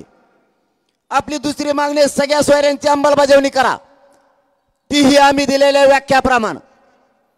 आपली तिसरी मागणी आहे हैदराबादचं गॅजेट, सातारा संस्थांचं गॅजेट, बॉम्बे गव्हर्नमेंटचं गॅजेट हे तातडीनं लागू करा. सरकार करत नाहीये म्हणून आपला समाज जागे राहा. आपल्याला ते मिळवायचंय. शेवटच्या क्षणाला ही लढाई मराठ्यांनी हरवायची नाही. जर कदाचित सरकारनं दिलं नाही तर आपला नाविलाज आहे. आपल्याला ज्या क्षेत्रात जायचं नाही त्या क्षेत्रात जावं लागणार आहे. कारण गरीब मराठा सगळा एका बाजूने झालाय. आता श्रीमंत मराठ्यांना गरीब मराठ्यांची गरज नाही. त्यांच्या विचारावरून लक्षात यायला लागलंय की श्रीमंत मराठ्यांना गरीब मराठ्यांची गरज नाही. त्यांच्या भडकाऊ भाषणं, त्यांचे वक्तव्य पाहता यांना गरीब मराठा मोठा होऊ द्यायचा नाही. आणि तुम्हालाही जाहीर सांगतो, आपल्या गरीब मराठ्यांशिवाय यांचं पानही आलू शकत नाही. गरीब मराठ्यांनी जर मनावर घेतलं एकही पक्ष सत्तेवर बसू शकत नाही. आपला काय निर्णय होईल मला माहित नाही, पण निवडणुकाच्या तारखा जाहीर झाल्या की त्याच्या अगोदर 4 ते 8 दिवस अगोदर आपल्याला महाराष्ट्रातल्या समाजाची बैठक घ्यायची आणि त्यांच्या समोर ठरवायचंय उभा करायचे का पाडायचे. जो काय निर्णय होईल त्या निर्णयाच्या पाठीशी तुमचे लेकरं आणि जात डोळ्यासमोर ठेवून तुम्हाला ताकदीने उभा राहावं लागणार आहे. माझ्या मराठ्यांचे हार होऊ देऊ नका. माझा मराठा समाज ताकदीने एकत्र आलाय. इथं तुम्हाला आणि मला काही किंमत नाहीये. आपल्या मराठ्यांची हार होऊ देऊ नका. जर लढायचं ठरलं तर ताकदीनं निवडून आणायची जबाबदारी तुमच्या खांद्यावर आहे. आणि जर पाडायचं ठरलं मग तर कचा कच पडत येत. पाडायचा तर काही लोडच नाही. आपल्या आशेच चोपन्न निघत राखीव मधली 70,000पेक्षा जास्त मतदान आहे हो मराठीच. एका मतदारसंघात तुटन का लीड कुणाला? 1,70,000ची. अरे एक जणाची 5,000ची लीड तोडाली इतका फेस पडला होता. तर 70,000ची कुठं तोडीता 1,00,000ची लीड तोडणं सोपं आहे का? आपले तेच 48-50 निघत आहेत. 5-50 तर मराठी आत्ता वरकडून आणते तिकून तिकून. झाले 100-150 आमदार. हो ना एकदा गरीबाचे काही नेट आहे का तुम्हाला? नाही तर मारा मग मार खाऊ खाऊ. कुणी धोपटीत आहे पोलीस होते इतके धोपटीत आहेत मराठ्याला. तुटूनच पडत दोन हाताने हाणते. इतकं हाणतेत की लई. आम्ही मार बघितला भाऊ. आमच्या लोकाला असं कुथड येईनी. देवेंद्र फडणवीस ऐकून त्यांना दोष नाही देत आम्ही. देवेंद्र फडणवीसने सांगितलं तसं त्यांनी केलं ना. असं कुठलं त्यांच्या हातातले दांडे मोडवर ते काळ हातात राहतात एवढं त्यांनी सुद्धा आणतो देवा. पण फडणवीस साहेब तुम्ही जरी तुमची मस्ती आमच्या अंगावर काठ्या चालून दाखवली असली ना, दिवस बदलत आहेत. रावणाची लंका सुद्धा खाक होऊन बसली. हिशोब होणार आहे.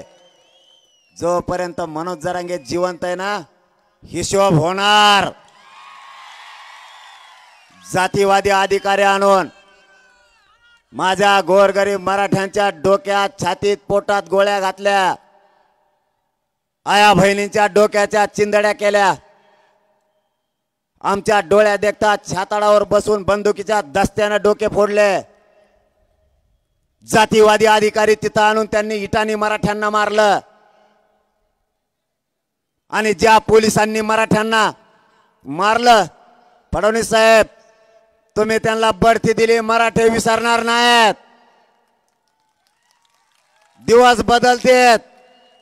हिशोब जिथला तिथं होणार आहे.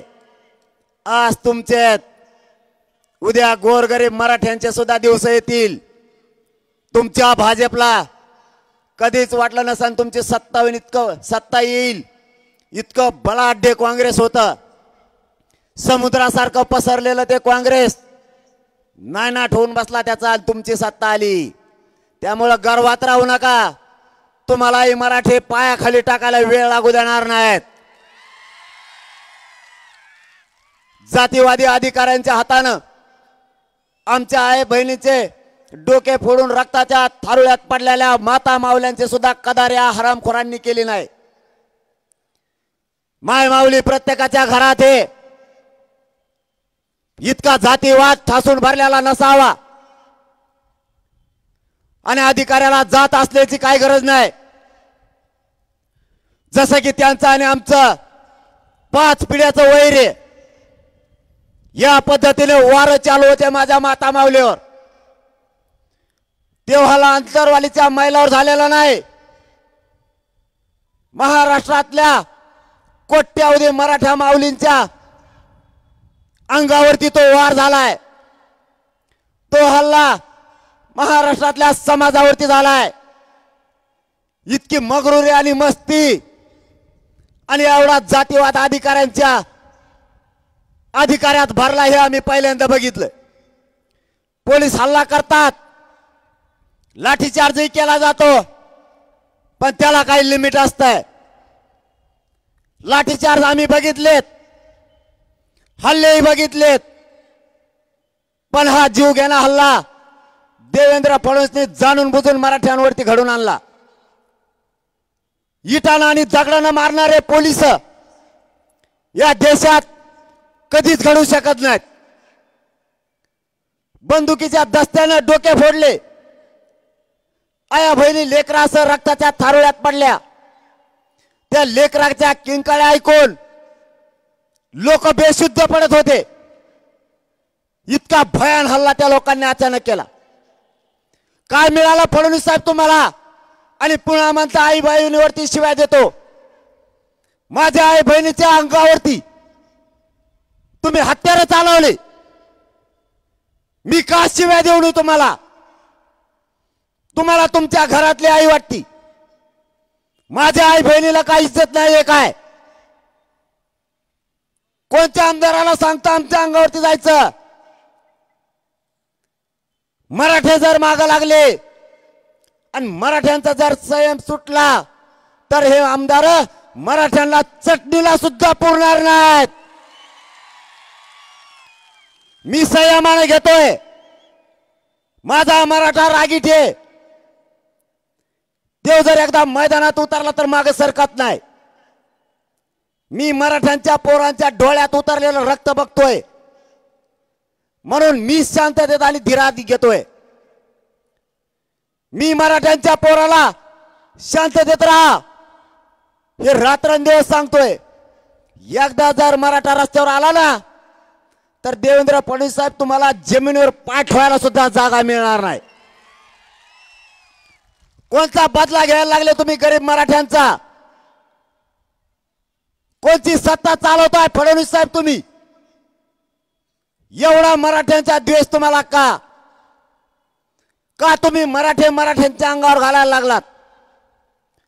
फडणवीस साहेब तुम्हाला मराठ्यांचं आंदोलन संपवू शकत नाही. मी नाही मॅनेज होत तुम्हाला आणि फुटत सुद्धा नाही. तुम्हाला काय ताकद वापरायची ते वापरा. मी तुम्हाला कोणालाच मोजत नाही, गेली सुद्धा नाही. चला तुम्हाला काय करायचं ते करा. शेवटी माझ्या पुढं माझ्या समाजाच्या लेकराचा प्रश्न आहे. माझं एकट्याचं कुटुंब मोठं करणारा औलाद माझी नाहीये. माझ्या समाजाच्या लेकराच्या वेदना आणि ते दुःख आम्ही वाटून घेतलंय. मी नाही गद्दारी करू शकत माझ्या मराठ्यांशी. मला काही मिळवायचं नाही. मला मराठा समाजाच्या चेहऱ्यावरती आनंद बघायचा आहे, त्याचा लेकरू अधिकारी झाल्याच्या नंतर. म्हणून हा संघर्ष सुरू आहे. फडणवीस साहेबांनी किती ताकद लावली, हे संघर्ष थांबू शकत नाही. आणि मराठ्यांना तुम्हालाही सांगतो, हा संघर्ष तुमचे लेकर मोठे व्हावात म्हणून आहे. मला बदनाम करायच्या टोळ्या उभा केल्यात, आंदोलन करणाऱ्या टोळ्या उभा केल्यात, आमदार खासदार मंत्र्यांच्या टोळ्या उभा केल्यात. देवेंद्र फडणवीसला काय साध्य करायचं मला माहित नाही, पण फडणवीस साहेब यातून एक मात्र झालंय, तुम्ही माझ्या विरोधात जेवढे षडयंत्र उभा कराल तितका पेटून माझा मराठा समाज उठलाय. आता भाजपमधले मराठे गरीब सुद्धा एकत्र आलेत. त्यांनाही वाटतंय आमच्या लेकराला काय उत्तर द्यायचं. आयुष्यभर गोरगरीब मराठ्यांनी भाजपाचं काम केलंय. त्यांचे लेकर त्यांना विचारतात, बाबा तुम्ही ज्या पक्षात काम करताय त्याच पक्षाचे नेते आरक्षणाला विरोध करायला लागलेत. एक एक भाजपमधला माणूस तुमच्यापासून दूर चाललाय फडणवीस साहेब. त्याचं कारण तुमच्यात मराठ्यांविषयी असलेला द्वेष. तुम्ही मराठ्यांना जाणून बुजून आरक्षण मिळू देत नाहीत, म्हणून सगळा मराठा एकतर्फी झालाय. तुम्ही किती षडयंत्र करा, मराठा फुटूच शकत नाही. आणि एकदा जर मराठ्यांचा संयम सुटला तर या राज्यात मराठ्यांच्या मनगटाला मनगट लावायची ताकद कोणाचाच नाही. म्हणून तुम्ही सत्तेची मस्ती सोडून द्या आणि मराठ्यांना आरक्षण द्या. फडणवीस साहेबाला आणखीन एक माहीतच नाही, त्यांचे लोक रच्चीच माझ्याकडे येते. मीडिया गेला, इतके चाभरे ते राजकारणी लोक, यांना मीडिया आहे का नाही याचा सुद्धा मेळ लागतो. मीडियाने अंतरवाली सोडणं हे मायापाशी चिटकणं संगच होतंय. अरे मी म्हणतो तुम्ही थोडे आधी आले असते मीडिया होता राव. नाही म्हणले आमचा बारीक दिन असतं. इतके चाभरे ते भाजपाचे तर इतके माझे आमदार इकडं लाईन आहे, ते म्हणतात लय खवटे राव, देऊ लय खुनशी आहे. मायानरात पोटात मी कसा कस सांगतो, मग त्याला येत नाही झोप त्या फडणवीसला. आणि त्याने खरंच मानून चालव नाही तर पडन देऊ. मी खोटं नाही सांगत. मी आणि माझ्या समाजाने त्यांना विरोधक मानलेलं नाही. मी सांगितलेलं त्यांनी खरं पटवून घ्यावं आणि काहीतरी तोडगा काढावं. मराठ्यांचे इतके रच्ची येते मी गोदडीत झोपला असलं तर गोदडी उडीत येत पण मला उठीत येतच. उलशिकच बोलून द्यार म्हणतात तसलेत लय येतात हो. 4 ओले लय येत.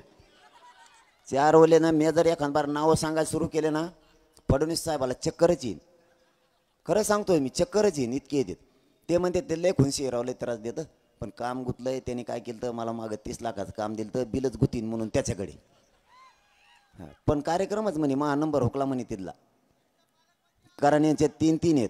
ह्यावेळेस तुमचाच होणार आहे. तवर गप बसत नाही मी.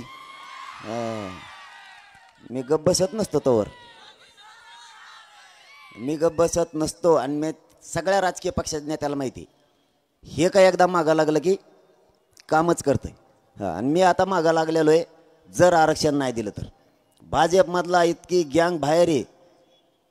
तुम्हाला एकच दिवशी स्फोट दिसन तो. थोडे थांबा.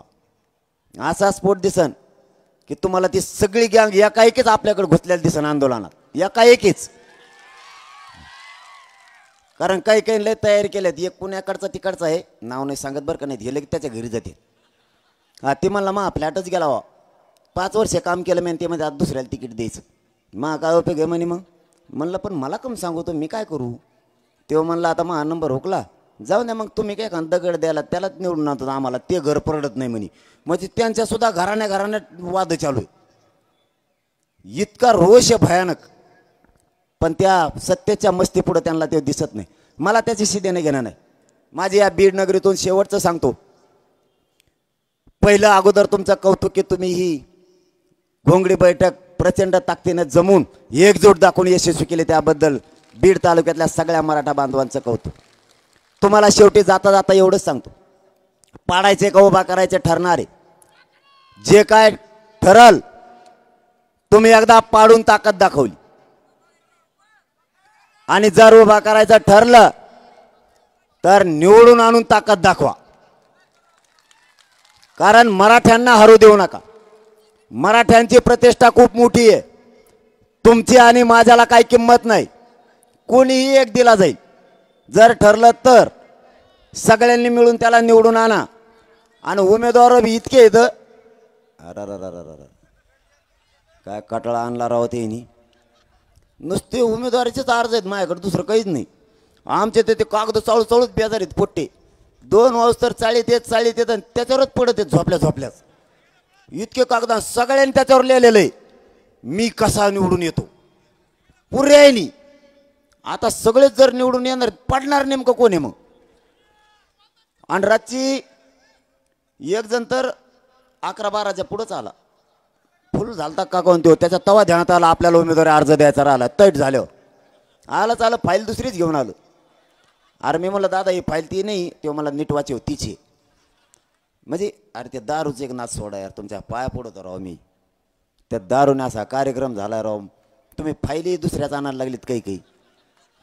परत मी ती फाईल नाही म्हणलं तर मलाच घोडे लावित येत.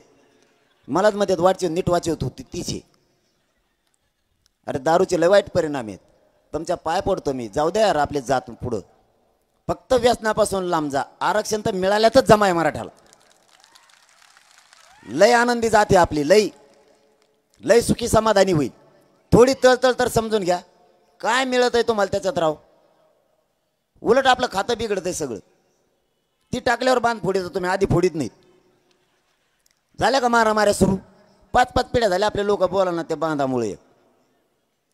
तुम्ही चांगले असल्यावर तुम्ही देवाहून येत. कोणीही म्हणतं मायाला ही जर त्यांनी टाकलेली नसली ना देव माणूस राव. मग टाकल्यावर तू तसा कमी होतो ते घेऊच नको ना. आपली जात मोठी होईल. जातीवरचे संकट कमी होतील. फक्त व्यसनापासून लांब जा. आणि उमेदवार कुणी असो एक देणारे जर ठरलं तर सगळ्यांनी पटत नसलं तरी डोळे झाकून त्याला एक शिक्का मराठ्यांनी मतदान हाना. तुमचं आणि त्याचा पटत नसलं त्याच्या तोंडाकडे बघू नका. मी आजच सांगतो तुम्हाला. पण मतदान सणासण हाना. आणि त्याला एकदा निवडून दिलं की त्याने काम नाही केलं की माझ्याकडे मी कचाकच घोडे लावून काम करून घेतो तुमचं. आणि उमेदवार किती असले तरी आपल्याला राजकारण करण्यासाठी उमेदवारी करायची नाही. समाजाचे प्रश्न सोडवण्यासाठी आपल्याला त्यात नाविलाजानं जायचं. राजकारणात जाण्यासाठी आमदार नाही व्हायचं, समाजाचे प्रश्न सोडवण्यासाठी. जर ठरलं तर आणखीन लय मचाळा बाकी 20-22 लाख मराठी येणार आहे त्या बैठकीला. ते काय लफडत दिवसभर चालणार आहे. नाही नाही हा हा, नाही नाही हा. पण तुमचे कमाले एकदा का पाडा म्हणला ना, नुसतं मी पाडा म्हणलं नाव घेतलं का कोणाचं? मायाला ज्ञान देण्यात जातीवादी म्हणते यार. मी जर जातीवादी असतो तर परवाच्याला शंभूराजे देसाई साहेबांनी एक निर्णय केलाय. जसं ACBC साठी व्हॅलिडिटीला 6 महिन्याची मुदत वाढ होती, कुणबीसाठी सुद्धा पोरांना अडचणी यायला लागल्या म्हणून 6 महिन्याची व्हॅलिडिटीला मुदत वाढ द्या म्हणून सांगितलं. पण सांगताना हे सुद्धा सांगितलं सगळ्याच OBC साठी करा. लेकरांनी काय केलं? OBCच्या गोरगरिबांनी प्रत्येकालाच आडी अडचण येते व्हॅलिडिटीची. त्यांनी OBC साठी 6 महिन्याचा निर्णय घेऊन टाकला व्हॅलिडिटीचा. तरी मला जातीवादी म्हणता. मुलींना मोफत शिक्षण करताना फक्त मराठ्यांच्या मुलीला करायचं होतं. मी तिथं सांगताना सचिवांच्या आणि मंत्र्यांच्या समोर सांगितलं होतं OBCच्या गोरगरिबांच्या लेकीनं काय केलंय? सगळं भुजबळ जातीवाद पसरितो. ते संस्कार मराठ्यावर नाही आहेत. सगळ्या जाती धर्माच्या लेकींना मोफत शिक्षण करा, तोही जाहीर मंजूर करून घेतलाय. तुम्ही जातीवादी म्हणता कसे? तुमच्या सोयीनुसार तुम्ही राजकारण नका करू. आम्ही नेत्याला सोडत नाहीत, त्यांच्या बी आमच्या बी. पण गाव खेड्यातल्या एकाही OBCच्या बांधवाला आपण आतापर्यंत दुखवलेलं नाही, एकाही, आणि आयुष्यात कधी दुखवणार सुद्धा नाही. सगळ्या गोरगरिबांचे काम मराठे करतात आणि त्या पुढेही करतील. त्यांच्यावर मराठ्यांकडून कसलाच अन्याय होणार नाही याची खबरदारी गावागावातला मराठा घेतोय. फक्त तुमच्याकडे एक जबाबदारी, एकजूट फुटून देऊ नका. बाकीचं सगळं मी बघतो. देवेंद्र फडणवीसांना काय षडयंत्र करायचे ते बघतो. आणखीन तो दरेकर मामा उठला पुन्हा नवीन एक, आता आणखीन लय येतं. आता ना खरं सांगतो तुम्हाला, हे मराठ्याच्या खिशात येत बा असली जर तारायला लागले मराठीत चालता चालता यांना कुंकड पाडून टाकी देईन, मेळ बी नाही लागणार. आणि आता ते येतं नसते त्या बरीने, याच्यातलं तर एकही येत नसतं. आता किती ताकद लावली तरी शेवटी जाताना एवढंच सांगतो, भावनिक होऊ नका आणि जात आणि लेकराला विसरू नका. वेळेवर जर त्यांच्या वेदना विसरलात, लेकराचे होणारे आलक्षणामुळे हाल जर विसरलात आणि नेत्यालाच मोठा करायचा प्रयत्न केला तर तुमच्या जातीचा आणि लेकराचं वाटोळं झालं म्हणून समजा. वेळेवर भावनिक होऊ नका. ही वेगळ्या योजना आणते. आता आणली बघा ती लाडकी बहीण, चांगली आहे ती योजना, चांगली, काय अडचण आहे. पैसेच आपले आहेत. देवेंद्र फडणवीस काय नागपूरचं वावर ऐकलं का एखाद्यानं आपल्याला पैसे दिले? आपलेच पैसे. ते पेन घेतला तरी GST कट होतोय, बिस्किट पुडा घेतला तरी कट होतोय, काय घेतलं की कट होतोय. पैसेच आपलेत. घ्या, ती चांगली योजना आहे, काय अडचण नाही. पण फडणवीस साहेब, मला एक प्रश्न पडला, तुम्ही लाडक्या बहिणीला 1500 रुपये दिले, चांगलं केलं, ती चांगली योजना आहे का नाही ते पुढं बघू. घ्या, ते आपले लोक बी घ्या, सगळे कामाला येते पुढं दे.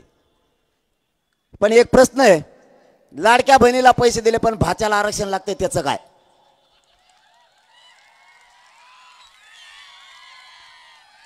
आणि दाजी शेतात काम करतो, बांधावर त्याचा फेस पडाय काम करतो, त्याचं काय?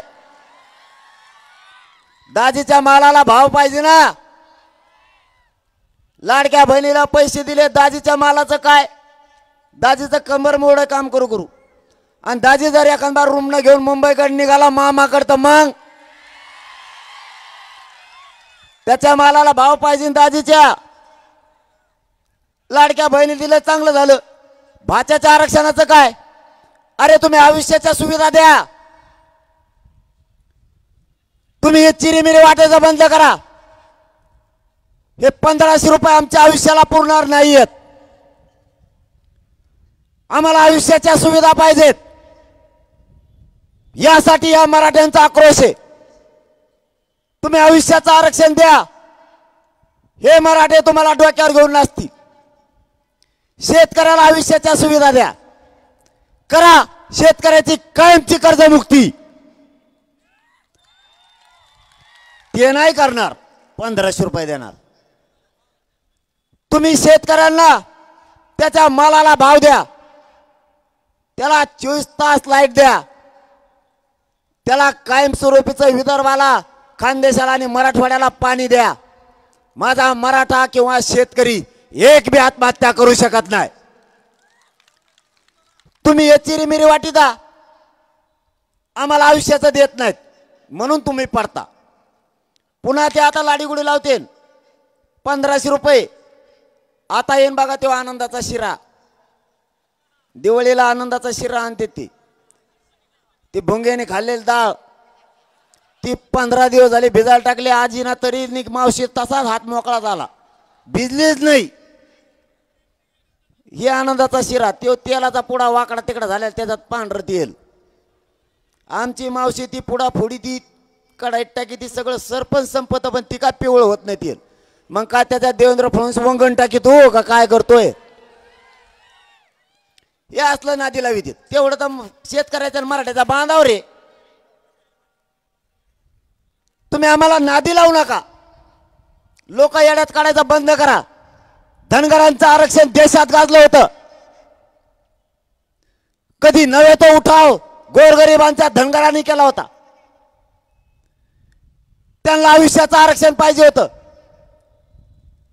एसटीतून आरक्षण मिळालं तर गोरगरिबांचे लेकरं मोठी होतील, त्यांच्या लेकराला जास्तीच्या सुविधा मिळतील म्हणून धनगर पेटून उठला होता. गोड बोलून देवेंद्र फडणवीसांनी चालता चालता आंदोलन मोडून टाकलं. तीच डाव मराठ्यांचं आंदोलन मोडायला सुद्धा वापरला होता. पण इथं खानदानी मराठ्यांचा जातवान पिल्लू आहे शेतकऱ्याचं. तो पैसे नको पद नको मला, आणि पैशाचं मग जमत नाही. पहिल्यापासून सवयच आहे आपल्याला, पैशाचं आपलं जमत नाही. तुमचे तरी आंघोळीला कपडे काढल्यावर खिसे तपासित असते घरचे नोट भिजन म्हणून. भाऊ आपण जर कपडे काढले ना आपल्या खिशात कोणीच हात घालीत नाही. त्यांना माहिती त्याच्या खिशात रुपयात नसतो खडकोजे, आणि याचं कुठं खिसे तपासिता आपल्या जो काहीच नसतंय. आणि मला यासाठी लावली देवेंद्र फडणवीसनी. आहे काय काही कळत आहे का? म्हणजे 70,000वाला चोट्टे चट्टे बारकुले फुरकुले त्यांजवळ तिकडे यासाठी लावायची तर माया मागं लावली. ते बिचारा ते कोमायट आहे का काय, ते बिचारं वाचून वाचून मथुर झालं राव. आता म्हातारपणाला त्याला काय येळ आणली त्याच्यावर. त्याला कधीतरी जीवनात त्याचा इतिहास झाला असता, कधीतरी म्हणला असता मी 20 लोक आत टाकले, त्याने धरून आणला घी सोडून देतो, त्याने धरून आणला घी सोडून देतो. ही असली शाळा यांची, आणि यासाठी लावली माया मग. मी भेट नाही, फक्त तुम्ही साथ आणि एकजूट ठेवा. तुमच्या लेकराला आरक्षण दिल्याशिवाय मी नाही हट. होऊन जाऊ दे काय व्हायचं ती. मरण मी आता स्वीकारलेलं आहे.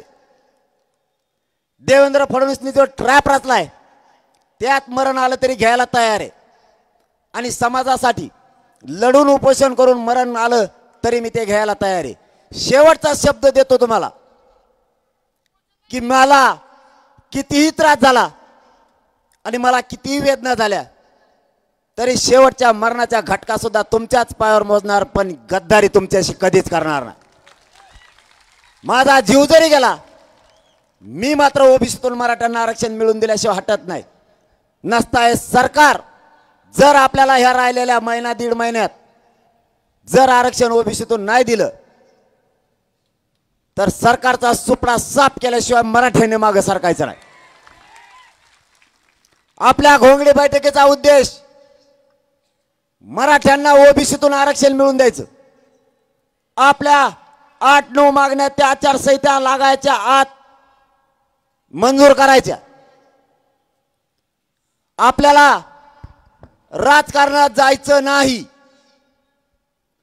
या घोंगडी बैठकीचा उद्देश मराठ्यांना राजकारणात जायचं नाही, मलाही जायचं नाही. पण नाही दिलं तर आपल्या समोर पर्याय नाही. सत्ता मराठ्यांना काबीज करावीच लागणार आहे. गोरगरीब ओबीसी, गोरगरीब मराठा, मुस्लिम, दलित,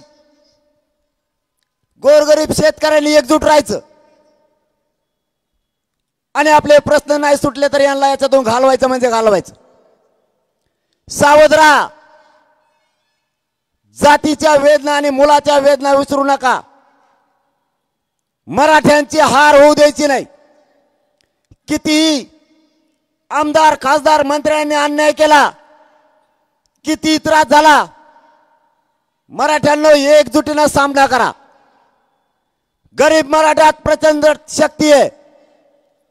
गरीब मराठे एकजूट व्हा आणि समोरच्या संकटाचा सामना आपल्याला पुढे करायचा आहे. जाताना पुन्हा एकदा सांगतो, एकजूट फुटून देऊ नका.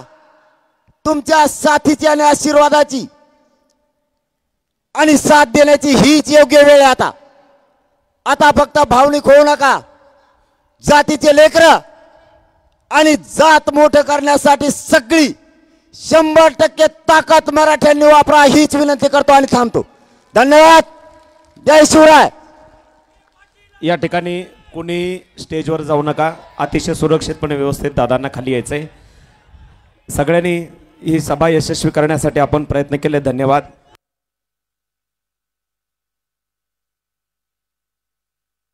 व्यवस्थितपणे आणि शिरूर तालुक्यातून भानकवाडी येथून 60 किलोमीटर अंतरावरून या ठिकाणी या बैलगाड्या आलेल्या आहेत. त्या सगळ्यांचं आपण या ठिकाणी आभार व्यक्त करायचे.